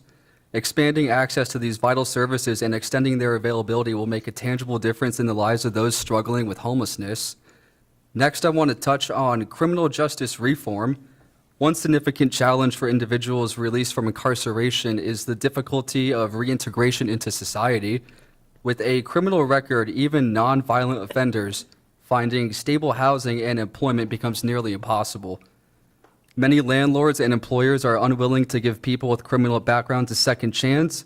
This opportunity can lead to a cycle of reoffending and further disenfranchisement. I have taken action to address this issue by donating books to jails across Washington state. Providing access to literature providing access to literature empowers incarcerated individuals with knowledge and personal growth opportunities. Books can be crucial in rehabilitation by fostering positive behavioral changes and reducing recidivism rates. Education through reading helps expand horizons, enhances personal development, and prepares individuals for reintegration into society. We can work together towards a more equitable and rehabilitative criminal justice system by supporting initiatives like book donations and advocating for better reintegration resources. These efforts offer hope and transformation and contribute to a safer and more inclusive community. Some ideas that I wanted to read today were an employer incentive program. We could propose a program where local businesses receive tax incentives for hiring individuals with criminal records. This would encourage employers to give second chances, helping formerly incarcerated individuals find stable employment and reduce recidivism. Thank you. Thank you, Bryson. Sadia Abdullah.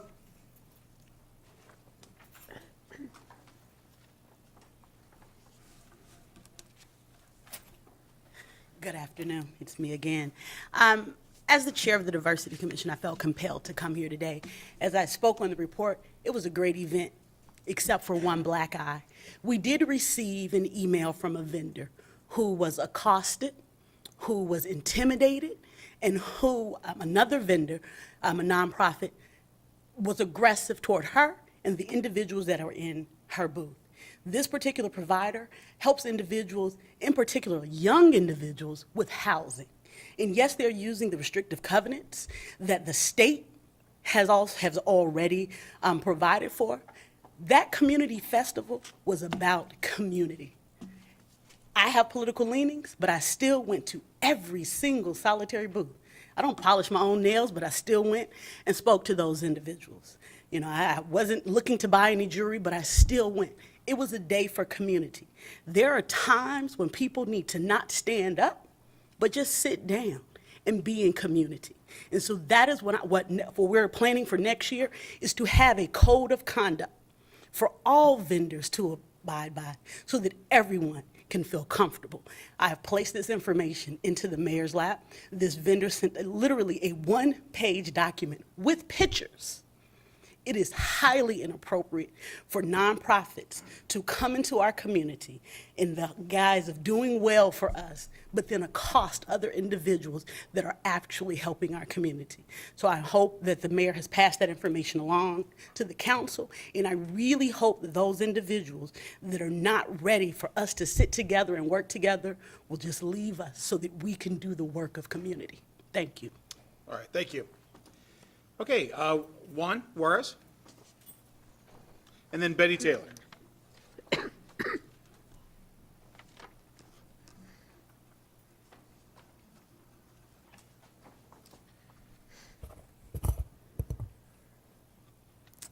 Hello, Mayor Farrell, Council President Kochmar, members of the council.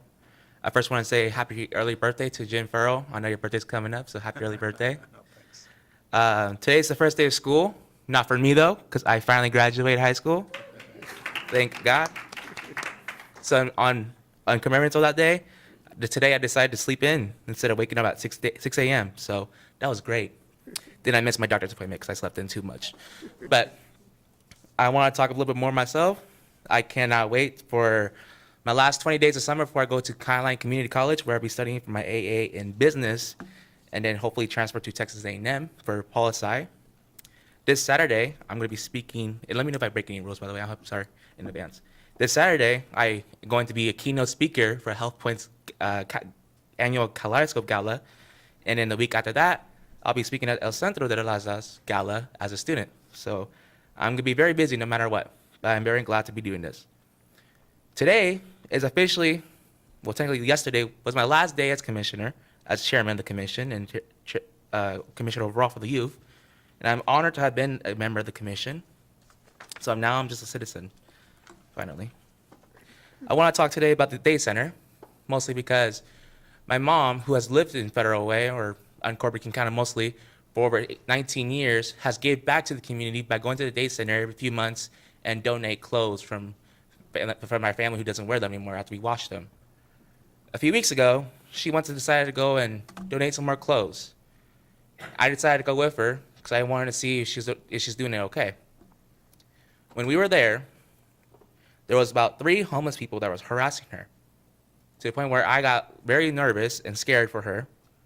I had to get involved, tell them to back away. I lied to them saying I had a gun, and they slowly walked away. I was really nervous and scared for her, considering she's been doing this by herself for the past 19 years. My parents, who have gave so much to this community, who this community has given to them so many times, from letting me be the commissioner, from my father owning a small business, to my mom also owning a small business, we thought it was okay to give back to the community by giving clothes and food to the homeless. And this is what we get: harassment from homeless that we are trying to give back to. I asked if we could have more officers to be attending there in the day center or close it overall. I also want to mention one more thing, is the Red Lion Hotel that was abandoned by the county to work with the county, work with the council, and work with the school board to house our homeless students rather than just 50-year-old people. Thank you very much. Have a great day. Thank you. Okay, Betty Taylor.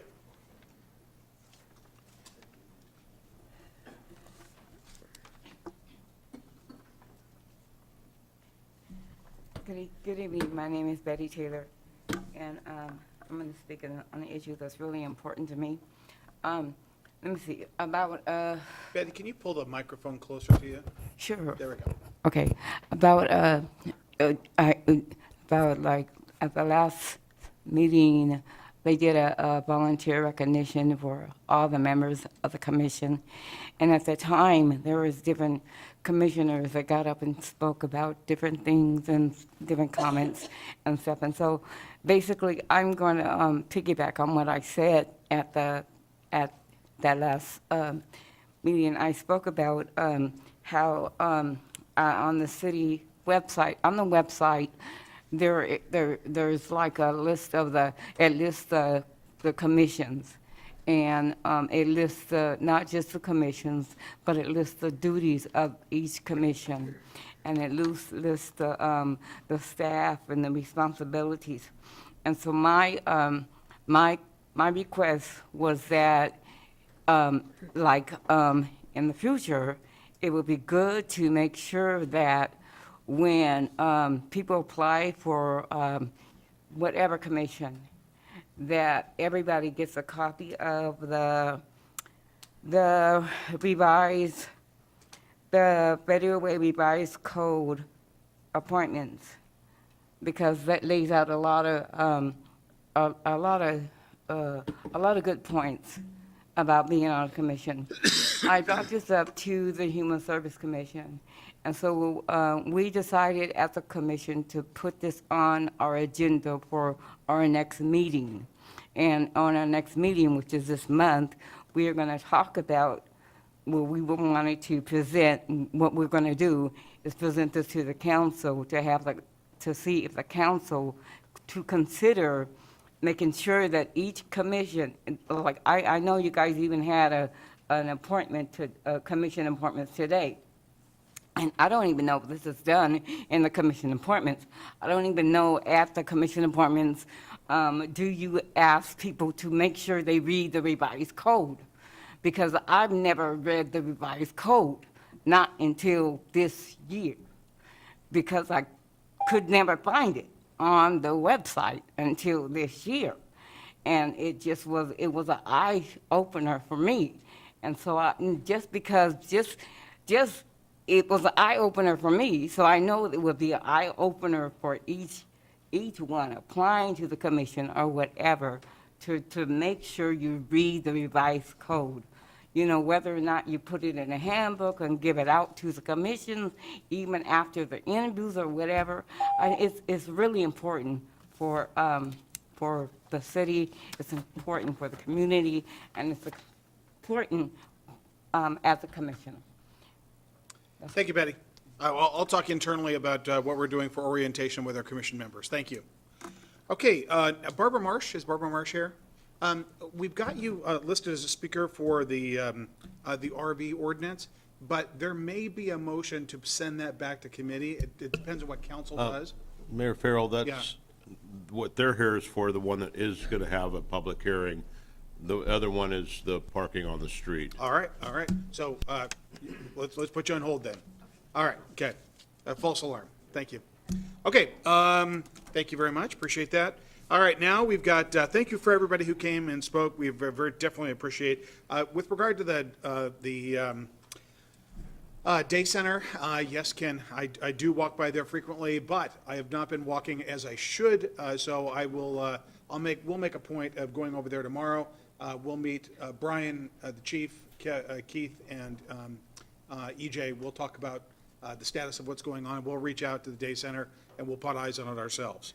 Okay, item 6, Council Committee and Regional Committees report. Parks, Recreation, Human Services, and Public Safety Committee, Councilmember Walsh. All right. The Parks, Recreation, Human Services, and Public Safety Committee did not have a meeting in August.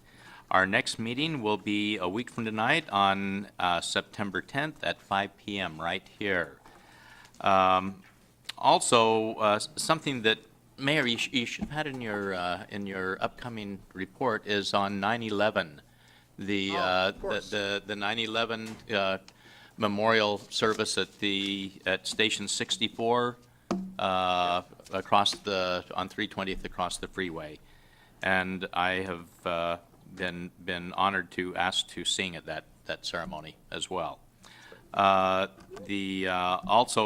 coming right up, when the Historical Society was mentioning it, and I realized that there is another event on the 14th, which is the same day that Stand Up Federal Way is having their High Lobos cleanup, but also there will be a service cleanup and work activity at Camp Kilworth from 9 to noon on September 14th.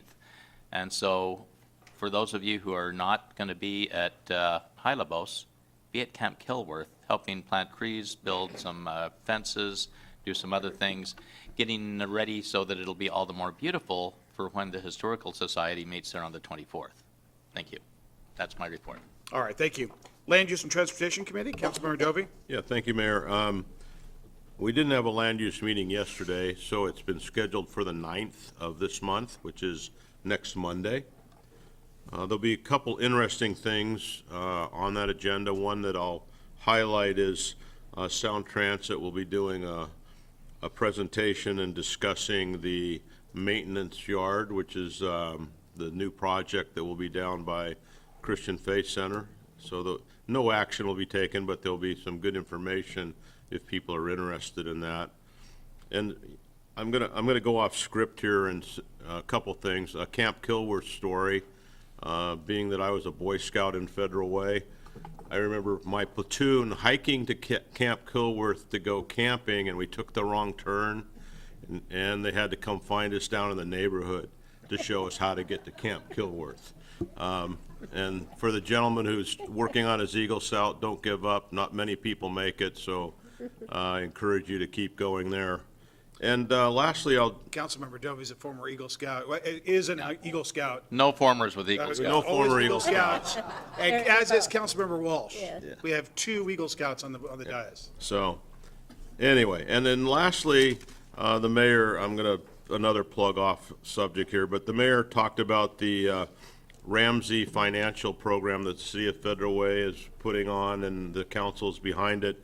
And I just wanted to mention it one more time, because it does start on September 26th, and there's, I think there's only 36 spots left. This is a great program. It's done very, very well. We've had great graduates, and I just want to make sure people know about that, because it's a council priority to have people think about how to help themselves and help others with finances. That's my land use report. Thank you. All right, thank you. Okay, Finance, Economic Development, Regional Affairs Committee, FedRec, Councilmember Tran. Thank you, Mr. Mayor. So we did not meet in the month of August. Our next meeting is going to be on September 24th at 5 p.m. in this room. Thank you, Mayor. All right, thank you. Lodging Tax Advisory Committee, Councilmember Assefa Dawson. Thank you, Mayor. We interviewed a couple of people today for vacant seats, but we're not going to have an appointment, so you'll notice that as we go through the appointment process. And we have, our next meeting is going to be on September 10th at 2 p.m. And yeah, that's my report, so thank you so much. All right, thank you. Regional Committees Report, Councilmember Honda. Thank you. This morning from 9 or 10 to 11, we had the Sound Cities Association Health Update with King County, Seattle Public Health. We talked about COVID. There's some new immunizations that are rolling out for 6 months and older. They wanted people to know that this immunization would be for anyone, regardless of if you've ever had one or if you've ever had any boosters. There's new strains, and it's made to fight the new strains of COVID. Unfortunately, federal assistance has ended for vaccines, and the cost of each vaccine is about $130, which could be a barrier for some people. The next meeting will be December 3rd, and this is online. Tuesday, September 10th, South King County DVI Task Force, of which I'm a member, will be holding a leaders breakfast and our quarterly DVI meeting. It will be down at Kent City Hall, and the breakfast starts at 7:30. The meeting starts at 9 and goes to 11. I would invite all of my council members to attend, and the mayor, and anyone on staff who works with DVI folks or is involved in that. I think we will have probably 4 or 5 people from Federal Way attending, but we can always have more. On Friday, September 13th, there'll be a joint transportation meeting in Seattle at the PSRC building. It'll be the 3 transportation boards. I'm chair of skateboard, and this is our second annual joint meeting where we talk about all the transportation issues in King County and funding and where the money's going. So it will be from 9 to 11. AWC has a Social Media 101 class using social media wisely, legally, and effectively on September 18th. It's online for council members. If you want to attend, you need to pre-register. And for National League of Cities, if you want to be on a committee, a council, or a constituency group, you need to apply by September 9th, and Amy can help you do that because there is a process to do that. The Senior Commission is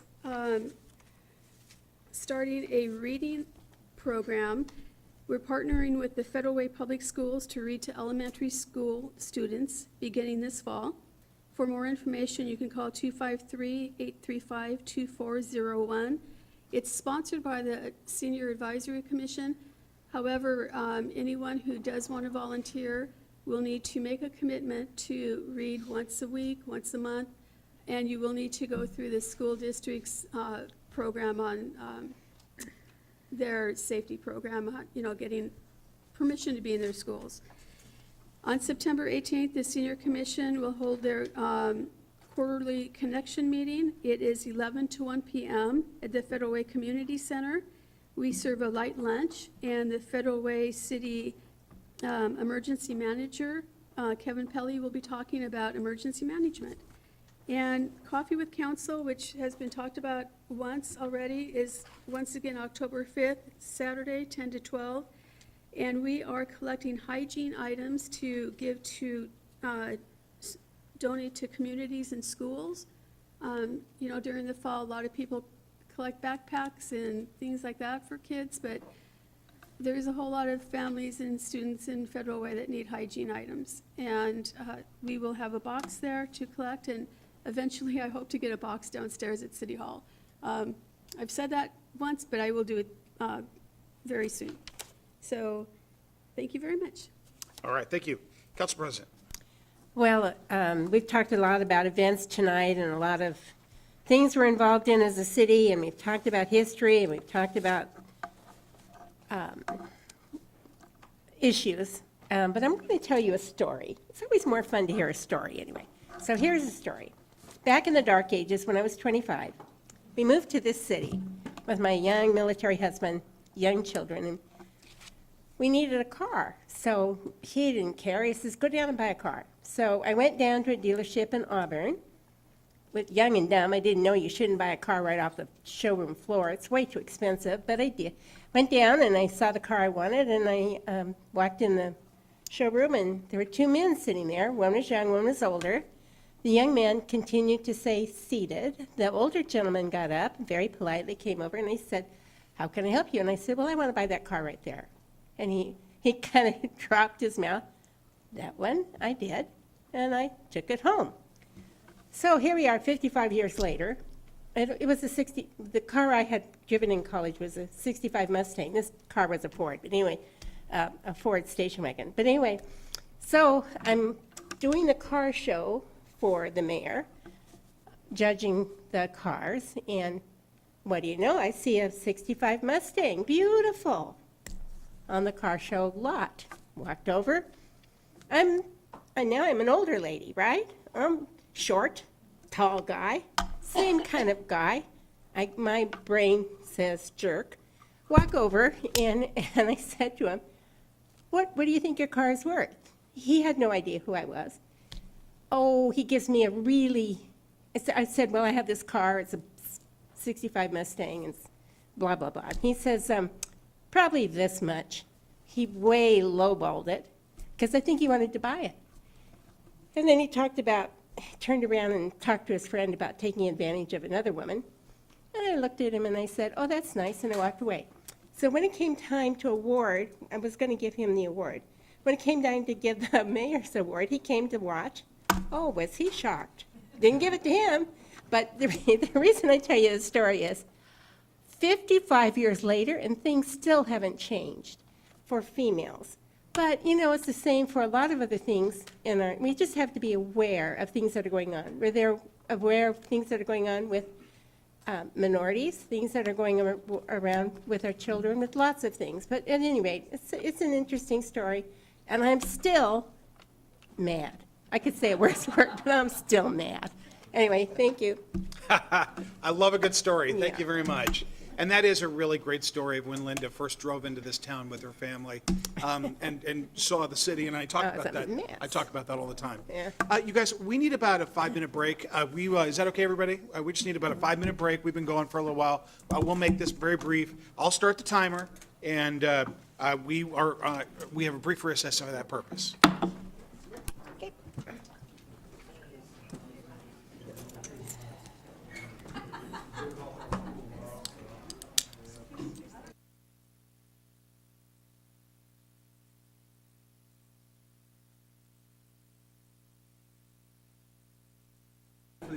Yes, they do.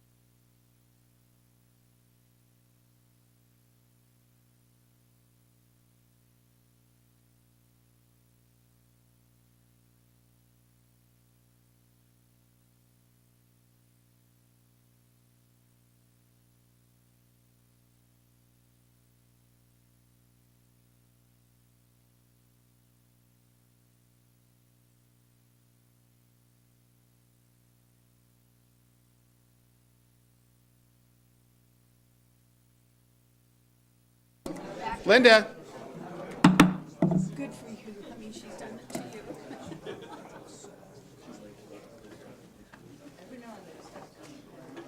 Hey, you want to send it? What, might ask you that other question. Is it who I think? Yes, we'll figure it out. I'm working. Okay. Very good. All right, let's go ahead and I will reconvene, call the meeting to order. Now we are on the consent agenda. These items have gone through committee and can be passed all at once, but I'll read them and ask if council member wants to pull an item for separate consideration. But I definitely need my glasses. Okay, item A, minutes for the August 13, 2024 regular and special meeting minutes. Item B, 2025 to 2027 solid waste and recycling grant approvals. C, ADA retrofit program 85% status and authorization to bid. And D, 2021 storm drain CCTV inspection and assessment project acceptance. Council, are there any of these items you want pulled for separate consideration? Councilmember Coach, excuse me, Council President Coach. Thank you, Mayor. I move approval of consent agenda items A through D. Second. It's been a motion, a second. Is there any discussion? All those in favor? Aye. Opposed? All right, the matter's passed unanimously. All right, item 8, public hearing. Council Bill 884, ordinance proposal, Federal Way Revised Code Title 19 amendments to the park of recreational vehicles on residential properties. I'll now open the public hearing. Presentation from Keith Niven, our Community Development Director.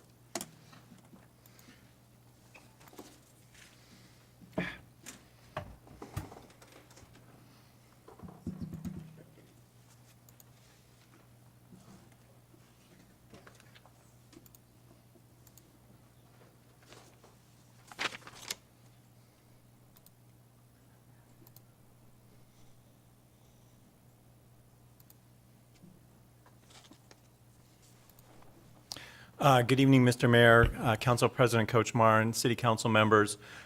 Keith Niven, Community Development Director. This evening, we have a proposed code amendment. Actually, there's a couple ordinances on the agenda this evening. And to give a little bit of context before I dive into this, the city processed an ordinance earlier this year to restrict the parking of recreational vehicles on commercial streets. And as part of that process, there was some conversation about making it easier if the city was on a pathway to limit or prohibit the parking of recreational vehicles on city streets in their entirety, then we need to make it reasonable for people to park them on their properties. And so what this particular amendment and code amendment is this evening is looking at our provisions for parking recreational vehicles on residential properties and suggesting some edits to the ordinance to make it more reasonable for that to happen. So with that, the policy question in front of the City Council is, should the City of Federal Way amend Federal Way Revised Code, Title 19 Zoning and Development, replacing the size limitation for recreational vehicles parked on residential properties with other standards to make it easier for property owners and residents to store these vehicles on their property? So the proposed code amendments, right now in our city code, it limits the size of a recreational vehicle parked on a residential property to 9 by 22 feet. And as we looked at the types of recreational vehicles provided in our country, most of them are larger than 9 by 22 feet. So what this did was basically almost a de facto moratorium for people being able to park their recreational vehicles legally on their properties. So what we're suggesting with this code amendment is to delete that limitation of 9 by 22, but to add some other things to make it acceptable for neighbors of people parking their RVs on their property. So we added a new definition called utility trailer.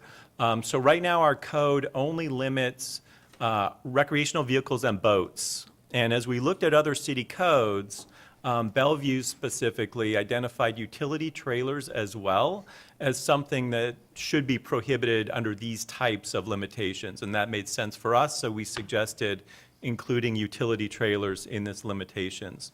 So the new requirements are, number one, may not intrude into the public right-of-way or obstruct traffic visibility. Number two, shall not be parked in the front yard unless there's no reasonable access to the side yard or backyard.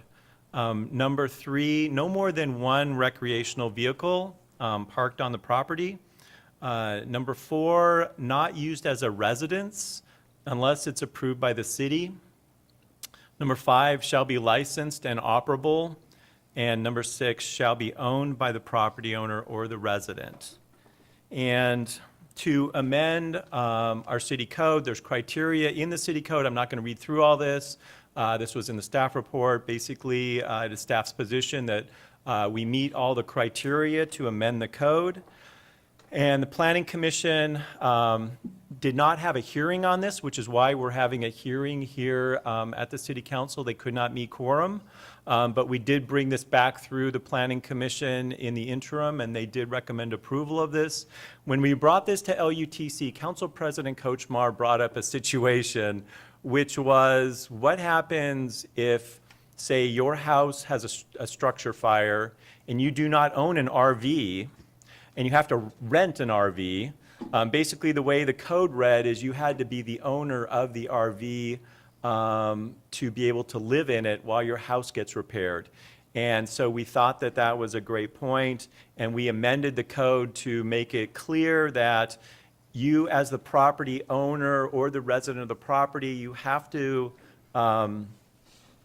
be the owner of the boat or the utility trailer, but you could rent an RV for such a situation as was described at the committee. So that amendment has been placed in the ordinance. And with that, the options are 1, approve the proposed ordinance, do not approve the proposed ordinance, and the mayor's recommendation is option 1, approve the proposed ordinance, and I'm here for any questions you might have. All right, council, any questions? Oh, and Yes. this is a hearing, so we should take public comment. Oh, I know. Yeah, thank you, though. So, council, any questions of Keith? All right, hearing none, all right. And he's absolutely right. It's time to hear from members of the public. I've got one pink sheet, and that's Barbara Marsh. 3 minutes, Ms. Marsh.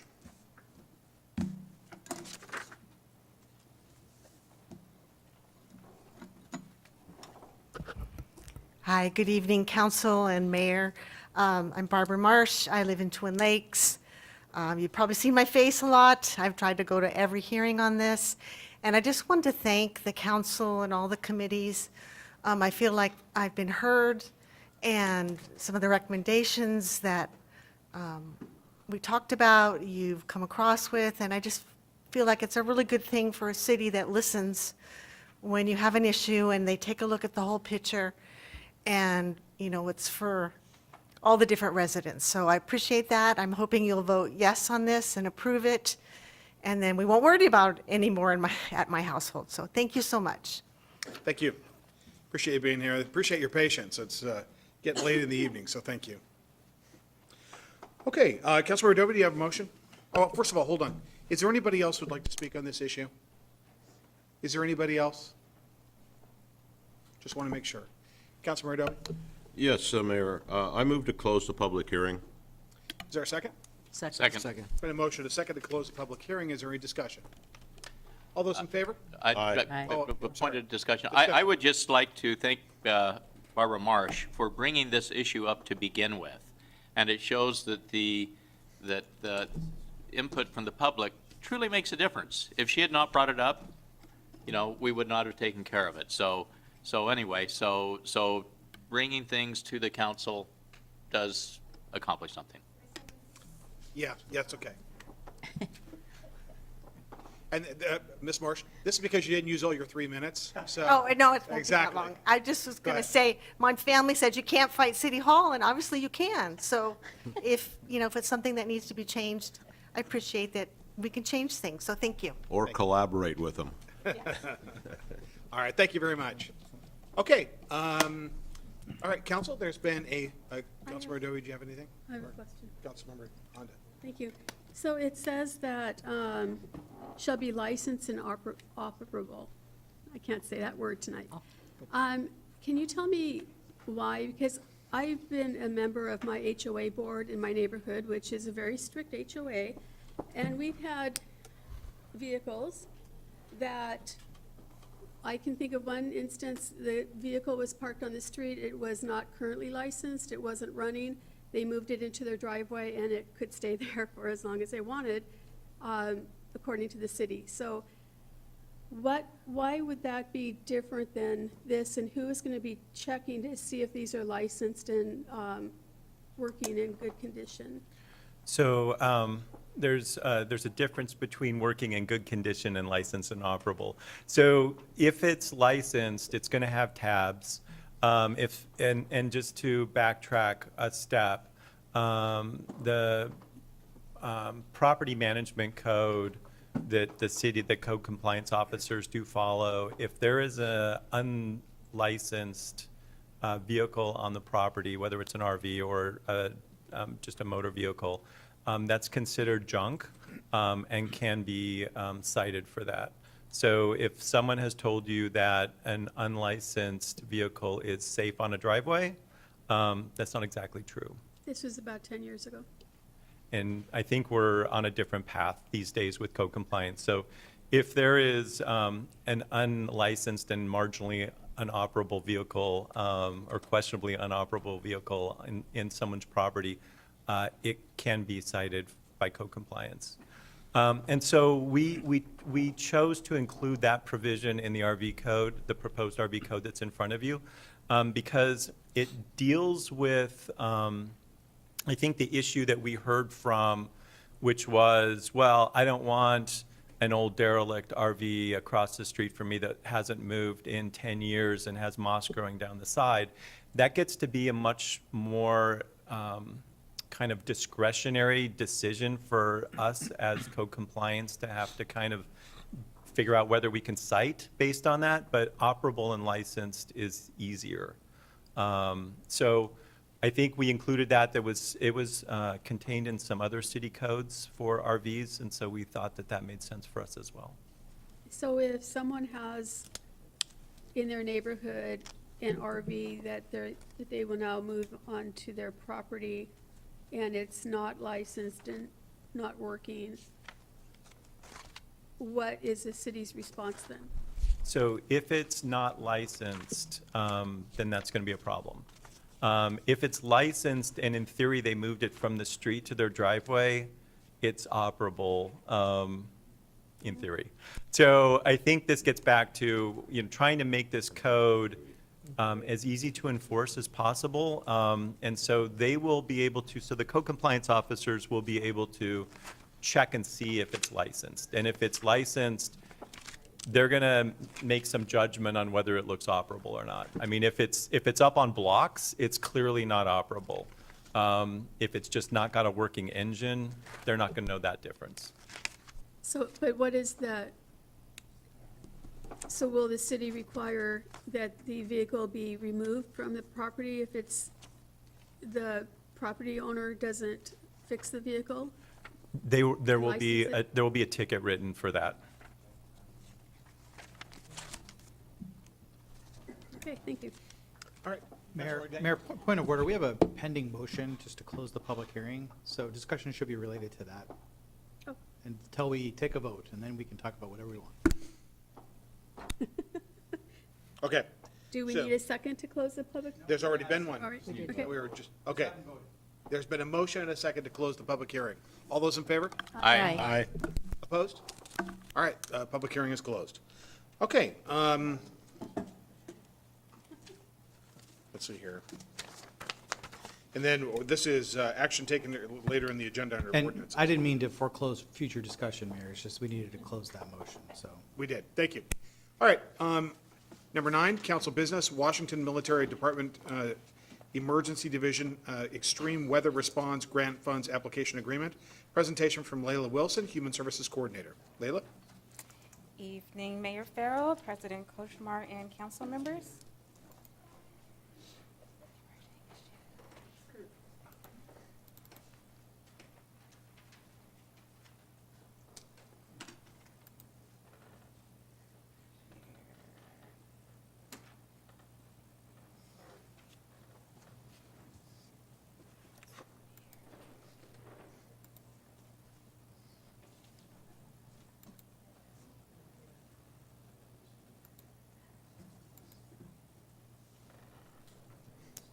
Okay, good evening again. My name is Layla Wilson, Human Services Coordinator.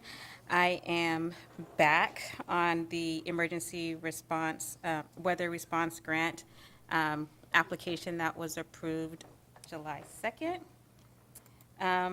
We would ask the question, should the City Council authorize submittal and execution of the Extreme Weather Response Grant Response Funds Agreement to complete the application process in order to receive future grant funding for extreme weather events in Federal Way.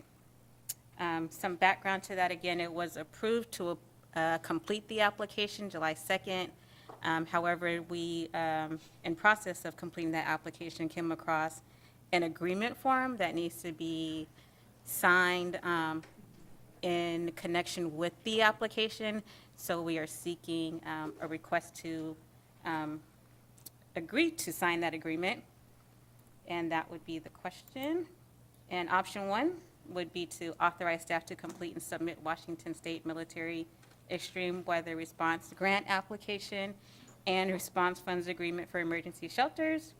Option 2 is not to authorize and provide direction, and we would hope recommendation would be option number 1. All right, council, any questions for Layla? All right, thank you. Councilmember Walsh. I move to approve the proposed Washington Military Department of Emergency Division Extreme Weather Response Grant Funds Application Agreement and authorize the mayor to execute said agreement. Second. It's been a motion and a second. Is there any discussion? All those in favor? Aye. Opposed? It passed unanimously. Thank you, Layla. Thank Layla, good you job. all. Have a good evening. You too. Item B, proposed 2024 to 2022 to 2024 collective bargaining agreement with the Teamsters Local 117 representing lieutenants. We'll have Vanessa Audette, Human Resources Director, provide a presentation.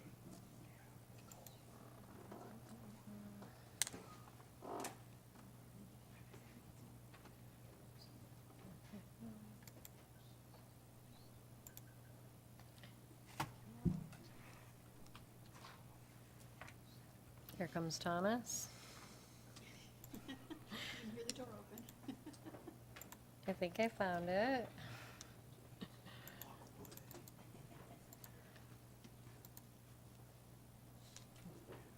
Everything else is still open. Sorry. Thank you. I heard your door.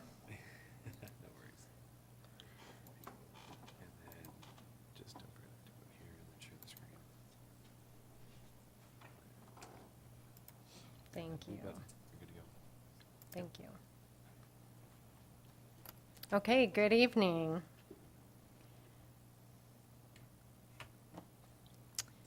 I am here tonight with the policy question before you.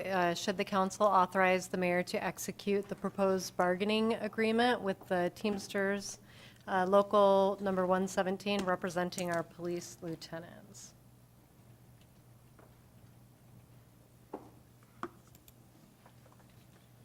Okay, a little background on this contract. Our previous agreement expired December 31st of 2021. The city did enter into negotiations in fall of 2021 with the lieutenants, but we were unable to reach a tentative agreement through traditional bargaining. As such, we moved on to mediation through the Public Employee Relations Commission. And following the mediator's recommended settlement, which the lieutenants voted down, reaching an impasse, we entered into interest arbitration. We were scheduled to have those hearings on August 1st and 2nd, and kind of at the 9th hour, we were able to reach a tentative agreement, and that's the agreement before you tonight. This is a proposed 3-year contract that begins January 1st of 2022 and will expire on December 31st of this year. The contract before you conforms with previously provided council authority and direction. And we're looking at a total 3-year increase to wages and benefits, including wages and benefits through the end of this calendar year in the amount of $686,636. That includes the 38% in benefits as well. The summary of changes for the contract included a market-based four-step wage scale implemented January 1st of 2022, and then January 1st of 2023, and again in 2024, the lieutenants would receive a 4% cost of living adjustment. We're going way back to 2021 and adding Juneteenth holiday for each year of the contract, and then we had a number of housekeeping and general clarifying language edits to the contract, including changes to our health and life and disability insurance plans, addition of hostage negotiation and crisis negotiation team specialty pay, some clarification around adding second and third field training officer lieutenants, and increasing out-of-class pay from 7% to 10% when a lieutenant acts as a commander. You have two options before you tonight. Option one is to approve the proposed agreement, and option two would be to reject the proposed agreement and provide direction to the staff. The mayor's recommendation is to approve the collective bargaining agreement. Do you have any questions? Council, any questions for Vanessa? All right, thank you, Vanessa. Great job. All right, Council President Kochmar. Thank you, Mayor. I move to approve the proposed 2022-2024 collective bargaining agreement with Teamsters Local 117 representing lieutenants and authorize the mayor to execute said agreement. Second. What's that? Second.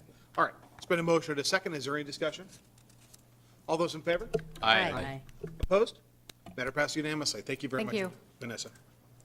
Okay, now, Planning Commission appointments. Councilmember Dovey. Yes, tonight we had interviews for the Planning Commission, and I moved the following appointments to the Planning Commission. Jim Stiles, position 1, as a voting member for a term to expire September 30th, 2028, and Tim O'Neill, position 3, as a voting member for the term to expire September 30th, 2028. All right, is there a second for those nominations? Second. It's been a motion and a second. Is there any discussion? All those in favor? Aye. Opposed?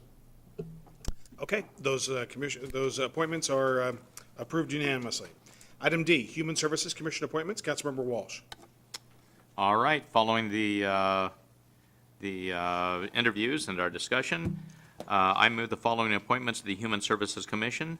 Don Palumbo to position 3 as a voting member for a term to expire January 31, 2027, and Donna Arnold to position 7 as a voting member for a term to expire January 31, 2026. Second. All right, there's been a motion and a second. Is there any discussion? All those in favor? Aye. Opposed? All right, congratulations to those appointees. Unanimous vote. All right, item E, Senior Advisory Commission appointments. Councilmember Honda.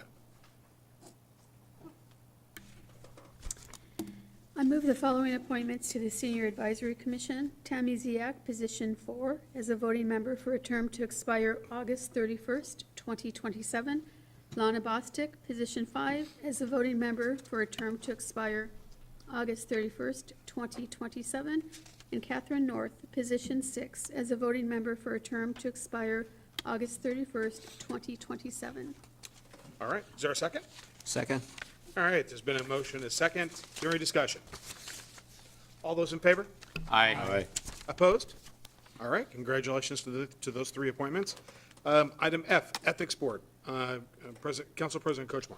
I move the following appointments to the Ethics Board. Jaime Gomez Beltran, position 1, as voting member for a term to expire June 30th, 2026.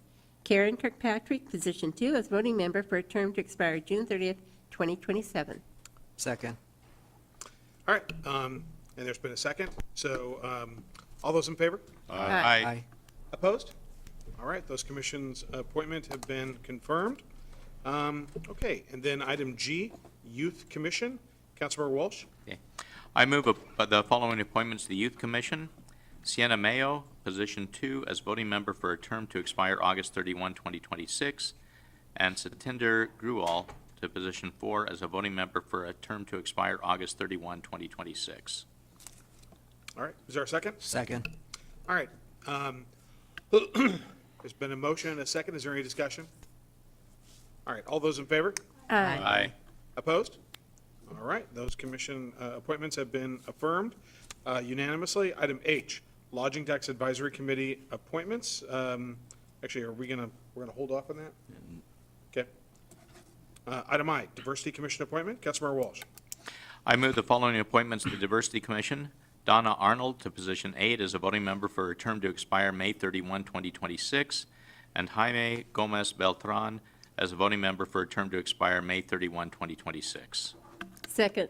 It's been a motion, a second. Is there any discussion? All those in favor? Aye. Opposed? All right, those commission appointments are confirmed unanimously. Item 10, ordinances, first reading, Council Bill 884, ordinance for the Federal Way Revised Code, Title 19, amendments to the Park of Recreational Vehicles on Residential Property. The presentation of public comment took place during public hearing. City Clerk will read the ordinance title. Council Bill 884, ordinance, Federal Way Revised Code, Title 19, amendments to the parking of recreational vehicles on residential properties. An ordinance of the City of Federal Way, Washington relating to regulating the parking of recreational vehicles, utility trailers, and boats in residential zones, amending Federal Way Revised Code 19-05210, 19-130-260, and 19-130-290, and repealing Federal Way Revised Code 19-130-270 and 19-130-280. All right, Councilmember Dovey, do you have a motion? Yes, I move to forward the proposed ordinance to the September 17th, 2024 council meeting for second reading and enactment. Second. All right, there's been a motion, a second. Is there any discussion? Councilmember Daniel? A couple questions. So I'm going to drive home tonight, and I'm going to drive by a lot of these situations. So I want to give you a couple of scenarios to let me know what is legit and not legit now. I'll drive by a house tonight. It's going to have a cement pad, and it's going to have an RV. The RV will be, RV trailer, whatever you want to call it, will be sticking out from the front of the house. It'll be on the side, but it will be, not just, in the back, but it's going to be on the side showing by the main street, but it's not going to be in the street. Is that going to be permitted with this new code that we just put in? As you described it, yes. Yes. All right, the next one is the same kind of scenario, but it's sitting on the grass, and it's actually in front of the house, not on the side of the house. How about that kind of scenario? It can be in the front if it can't be on the side, because the side might be too narrow for it to actually be on the side. Grass is not okay. So it needs to be on, we talked about, the conversation we had earlier was potentially making it be asphalt or concrete. Some of the conversation that came back was, we don't want to make this too expensive for owners of RVs, so gravel is currently allowed, and gravel is what it needs to be. So grass is not okay. Okay, last one. It's in front of the house. It's gravel. There is no sidewalk. It's not in the road, but there's like that 10 feet where they decided to put gravel instead of grass, and it's parked there. Is that going to be approved? If it's beyond 10 feet from the driving lanes, it's probably outside of the right-of-way. I'm just guessing based on your description. If it's gravel, that's fine. Okay, that was my only questions. Thank you. All right, Councilmember Dawson? Just your, all right. Anyone else? Okay, let's see here. All right, that's right. There was a motion and a second. There was discussion. All those in favor? Aye. Opposed? All right, matter passes unanimously. Okay, now under second reading and enactment, item B, Council Bill 881, ordinance 2023-24 biennial budget amendment. Would the city clerk please read the ordinance title? Council Bill 881, ordinance 2023-2024 biennial budget amendment. An ordinance of the City of Federal Way, Washington relating to amending the 2023-2024 biennial budget. All right, Councilmember Tran, do you have a motion? Mr. Mayor, I move approval of the proposed ordinance. Second. It's been a motion and a second. Is there any discussion? All those in favor? Aye. Opposed? Matter passed unanimously. All right, item C, Council Bill 882, ordinance setting municipal court judge salary. Would the city clerk please read the ordinance title? Council Bill 882, ordinance setting municipal court judge salary. An ordinance of the City of Federal Way, Washington relating to fixing the salary of municipal court judges, amending Federal Way Revised Code 229050. Councilmember Tran? I move approval of the proposed ordinance. Second. It's been a motion and a second. Is there any discussion? All those in favor? Aye. Opposed? Matter passed unanimously. Item D, Council Bill 883, ordinance revising Federal Way Revised Code 8.50.010 relating to parking recreation vehicles on city streets. Councilmember Montgomery? Mr. Mayor? Yeah. Could I, before we take this to second reading, can I make a motion that or ask that we send it back to land use for next Monday on the 9th to discuss a point that came up from our last discussion having to do with residents being able to park on the street and load their motor home. And there was a little ambiguity of 48 hours, and then we heard from our attorney that, well, it's less enforceable to keep the motorhomes off the street if we do that. And I'd like to go back to land use, and I've talked to most of the parties involved from our staff point, and maybe we come up with a permitting system where someone can go in online and say, I'm going to park my motorhome in front of my house for 48 hours, so our police officers can actually enforce a motorhome in front of a house, so it doesn't become a rundown motorhome in a neighborhood, and somebody says, oh, I was only here for 48 hours, and we're going back and forth. So you've made a motion to essentially take this off second reading and put it back to committee? That's correct, and then bring it back September 17th, if we could. I'll second the motion. Actually, Just to clarify, the motion would be to send it back to committee, and then the committee can take action to send it back. Otherwise, it will just naturally come back regardless of what the committee does. Does that make sense? Yeah. So, Yeah. So I'd like to have a second reading on the next council meeting after we do the tweak. and Or how do I have to do that? How do we? that will be up to, it'll go back to first reading. Okay. Yeah, okay. we're starting over. But it's essentially to take it back to the committee, and Yeah. we'll endeavor to, can we get it on the agenda for the next meeting? Next week? I believe there's a placeholder for it already. Very good. There's been a motion. Is there a second? Second. All right, there's been a motion, a second. Is there any discussion on the motion? All those in favor? Aye. Aye. Opposed? Matter passed unanimously. Thank you, Councilman. Thank you, Mayor. All right. Okay, now, council reports. It's the first meeting of the month, and so we start at position number 1. Councilmember Seffa Dawson. Thank you, Mayor. It's great to be back. I feel like I haven't seen you all in a very long time. I have two things. I've been observing that people have been waiting for the public comment, and it just seems to be dragging on. I would like to suggest that we move it even towards the front before we even start other things. That way people can make their comments and leave if they have to, because today we missed 4 public comments that could have been presented. And then the other one would be appointment of commissioners, also to move forward, because people did wait and then they had to leave. So it'd be great to have them here when we do the appointment. So just my suggestion, and that'll be it. All right, thank you. Me, thank you. Councilmember Gagnon? A couple of items. First, I went to the Pro Rodeo in Enumclaw, and if you haven't been to a rodeo, I honestly don't know how much longer we'll be doing them. I mean, it is definitely a different world out there, but it's amazing and fun to see people engage with some pretty wild animals, and the amount of patriotism is insane out there. It is awesome to see. No issues to be seen in a lot of the big cities out in those kind of areas.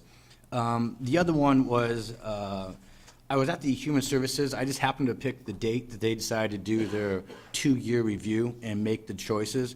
And I spent 2 days. I came back for both days, and it was 2 hours apiece. And it was, the first day was actually interesting to see how the chair actually laid it out in order to wear people out of arguing so that they would actually agree on stuff for the next day to actually select it. And it was actually pretty ingenious. And I also got to be able to understand some of the limitations they have. And I'm going to make some recommendations that the city actually helps them out by limiting some of the requests that they can be sent to them, and also the amounts. There was people asking up to $250,000, and the way the rules are written, if they have a high enough score, that $250,000 is automatic. And to take it away, they have to have a justification. So instead of making it harder on them, there's a few tweaks that I'll probably be sending to the president to see if we can make some changes. My other items were, I got my hair cut today at a local barber. They purchased it from the guy I originally got my hair cut from back when I was in high school, so it's the same guys for like 40 years in the same place. Not down, 30 years. But they've had their broken window twice. The window's broken twice, and it is $500 to fix the window. At $25 a haircut, do the math. And on top of that's the gross sales. So that's $1,000 that's out of that person's pocket. They have one of our blue light specials out front videotaping within 50 feet. They called the cops, they've got a ticket, They've heard nothing, and it's been 2 weeks. So I have that number, I'll be passing it on to you. They are looking at closing up shop. And it is a shame, because that's another small business, sales tax is down, that's another area that I'd love to be able to do something with, but that wasn't really, it wasn't part of what I was gonna talk about tonight, but just talking today and seeing how much they're upset about it, I told them I'd bring it up, and that's how it is. The last two items is, I have a lot of respect for some of the people out here who work as the city, work on the council and stuff. There's a lot of stuff that the citizens don't see that goes behind the scenes, and there's a lot of teamwork and a lot of people who, the term statesmanship comes to mind, because they actually want to work with other people and they want to have a unified thing, and sometimes that takes giving and taking, and I just want to let people know that I appreciate those people out there who are doing it. And the last one, if you want an interesting read, I just finished off The Real Anthony Fauci by Robert F. Kennedy Jr. That book will blow your mind. It will make you think twice about the medical services that we get and what really happens on in those DC groups. So if you want a good read, scary as can be, take a look at that book. Thank you. Thank you very much. Okay, Councilmember Honda. Thank you. A couple events coming up. One is the golf tournament, which is this Friday. It's with the Kiwanis Club of Federal Way, the 33rd Annual Charity Golf Tournament at North Shore Golf Course, an 8 a.m. start. So deadline for registration was last week, but if you really want to register, call us and we'll see what we can do for you. We'd like to thank the city as one of our sponsors, and all monies that the Kiwanis Club makes goes back into helping kids and kids in the city. So please support this if you can. It's a good event. 33 years is a long time to be doing an event and keeping it going strong. The Federal Way Seroptimus Club, of which I'm also a member, is doing a fundraiser on October 5th called Blingo. It's our second annual Blingo. It's bingo with the bling. It's at the North Shore Community Center, and that's October 5th from 6 to 9. If you're interested, I can hook you up with some tickets. And we support women and children in the community. We give out scholarships, as do the Kiwanis, and it's one way that we can provide those services to folks. The Tool Library is holding on September 14th a drive-through tire, appliance, electronics, and paper shredding event. If you've ever been there, you know how popular these events are. It's from 10 to 2 p.m. The address is 1700 South 340th Street, South King Tool Library. This is a really, really busy event. I would get there early in the morning if I were you and get through the line. But once again, that is tires, appliances, electronics, and paper shredding at the South King Tool Library. And I would also agree with Councilmember Seffa Dawson on public comment. We lost a group of students tonight that probably, today was first day of school. Maybe if there's some way we could move it up or accommodate the agenda. Normally would not do an updated intensive Yeah. crime report that went on for a half hour, back to school safety reminder, traffic safety update. My report lasted just a few minutes, but those three things probably took 45 minutes. That's an abnormality. Yeah. So I hear what you're saying, but I think all of those things, we want to lead off with, so. Maybe in the future, if we see youth in here that Yeah. we know need to get home, Yep. we can let them speak and let Yep. them go. Agreed. Thank you. Okay, thank you. Councilor Tran? I don't have anything to report. Thank you, Mayor. You can take those minutes back. Sorry. All right, thank you. Councilor Walsh? I'd just like to take just a moment of personal liberty. As a small business person here in Federal Way, that's one of the reasons that I ran for office was because of business. But one aspect of my business, the final day was this last Saturday, and I'm pleased to say that it went out with a boom, not a whimper. It was the busiest day we had in the 13 years of the business. Wow. And just tremendous support from the community, not just from Federal Way, but from the whole area. We had people there who now have kids who their first date was at my shop. And it was kind of a bittersweet experience, but it really showed had a great sense of community there. And I want to thank everyone for the support that they've given the last 13 years. And from now on, we'll be going out to them for catering and STEM presentations rather than having them come to us. But anyway, it's been that there are challenges with operating a small business, not just Federal Way, but in the state of Washington, that there's challenges. And but there's been great community support. So, All right, thank you. Councilor Dowie?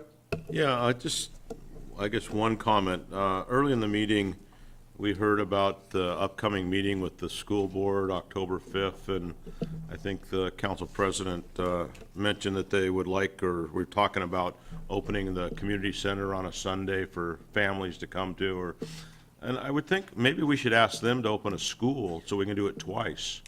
You know, we do one, they do one, so we're giving more access to the gyms to people than just a one-way street. And if they meet us at 1, let's go 2 and 2, and then all the citizens of Federal Way actually benefit instead of just the city being the people that need to make it happen. So that might be something we might want to talk to the school district about and make their request even more beneficial to the city and make it.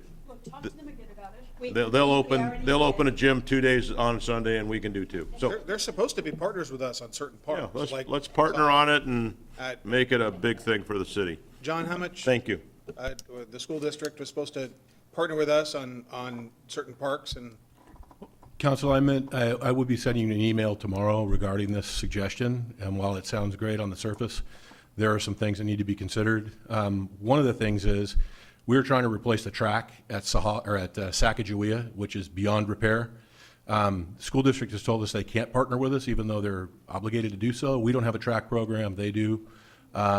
We need their financial partnership to get these things done, especially on those, well, exactly on those school sites, Sacagawea, Lakota, and Sahalee. So there are hundreds of thousands of dollars that need to be spent, and unfortunately, right now, they're unable to partner. There are some other things that I need to talk to you about in an email tomorrow regarding membership and some commitments we make to our members. We are currently in a standing room only line for we have a waiting line for every single swim session we have.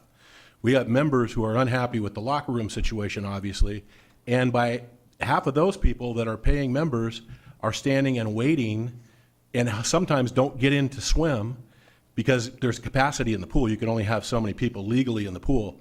Adding to that problem is going to really upset the membership who's paying for the right to say, oh, we don't get to swim and we're paying for it.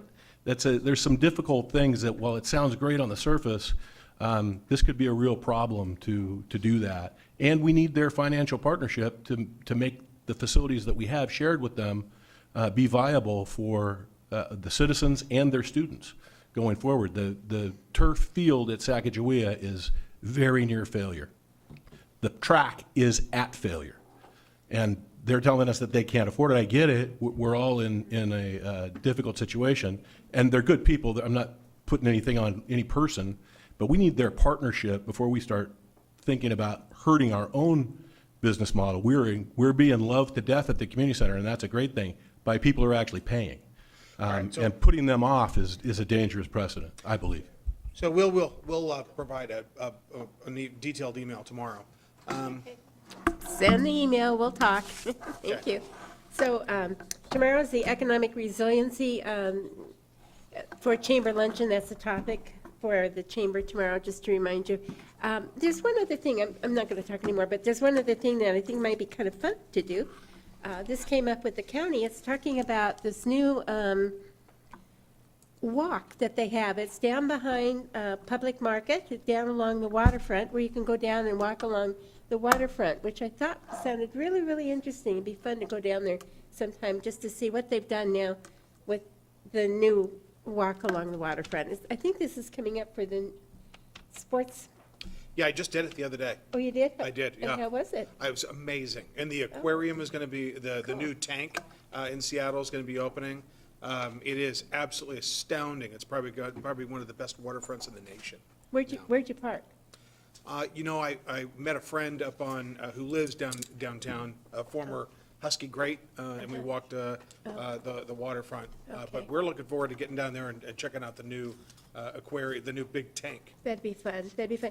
One other thing, I just would think I think what we need to do for our city is keep talking about how to bring new businesses into our city. I think that's one of the things we just really have to hit on, really heavy. So, one of the things we need to discuss more.